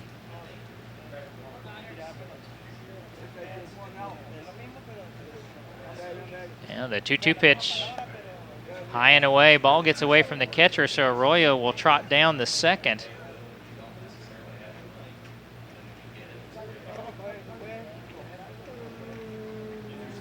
It'll be a full count coming up to Tyler Brown, and he'll be followed by Kevin Fleischer.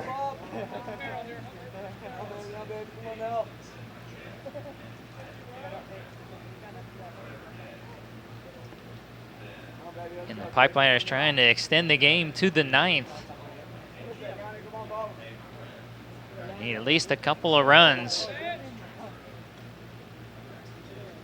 payoff to Brown, swing and a miss. The second strikeout for Garcia, second out of the bottom of the 8th. Pipeline third baseman Kevin Fleischer. And now it's Kevin Fleischer. Fleischer is 0 for 3. He's lined to second, grounded to second, and struck out.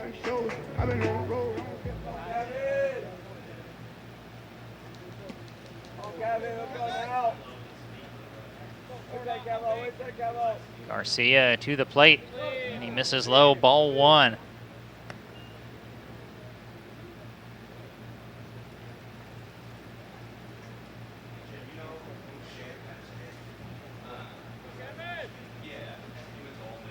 Garcia, a little bit of sidearm motion. As Fleischer fouls back the 1-0. 1 ball, 1 strike. Good fastball, has shown the slider as well. And Garcia averages about 2 innings per appearance, his 9 appearances and 18 innings pitched. 1-1, hard slider, and then a throw to third goes into left field as Arroyo took third and now will score. Make it 11-1 on a stolen base and an error. So Hayes breaks up their perfect fielding game there. Yes, really the catcher, Gangwish, threw to nobody. De Leon wasn't covering.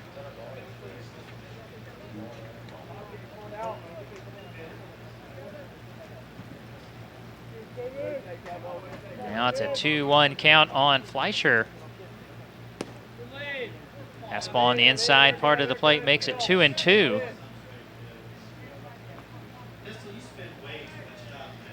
So the Pipeliners down to their final strike. The 2-2 to Fleischer is outside ball 3. Fleischer reaches, the batter would then be Tyson Cheatham. The payoff on the way to Fleischer. Inside corner, a called strike 3. Fleischer kind of jumped back out of the way. He thought it was inside, but it is called strike 3. And that will end the game in the inning for the Pipeliners. 1 run scores on no hits, 1 error, and nobody left. So Hayes will sweep the 2-game series. They win the night in 8 innings, 11-1. And the Pipeliners this season 0-8 against the Jayhawk West. So 11-1 is your final. We'll take our end of the game timeout. We'll be back and we'll have your player of the game and your final numbers and look forward to the upcoming schedule. It's from the Edward Jones Stadium and the Williams Press Box. You're listening to Pipeliner Baseball on the Ad Astra Sports Network. Ad Astra Radio is a proud supporter of the McPherson Pipeliners. Locally owned and proud to call Central Kansas home, Ad Astra Radio is your source for local news, weather, and sports content. Online at adastraradio.com and on the Ad Astra Radio app.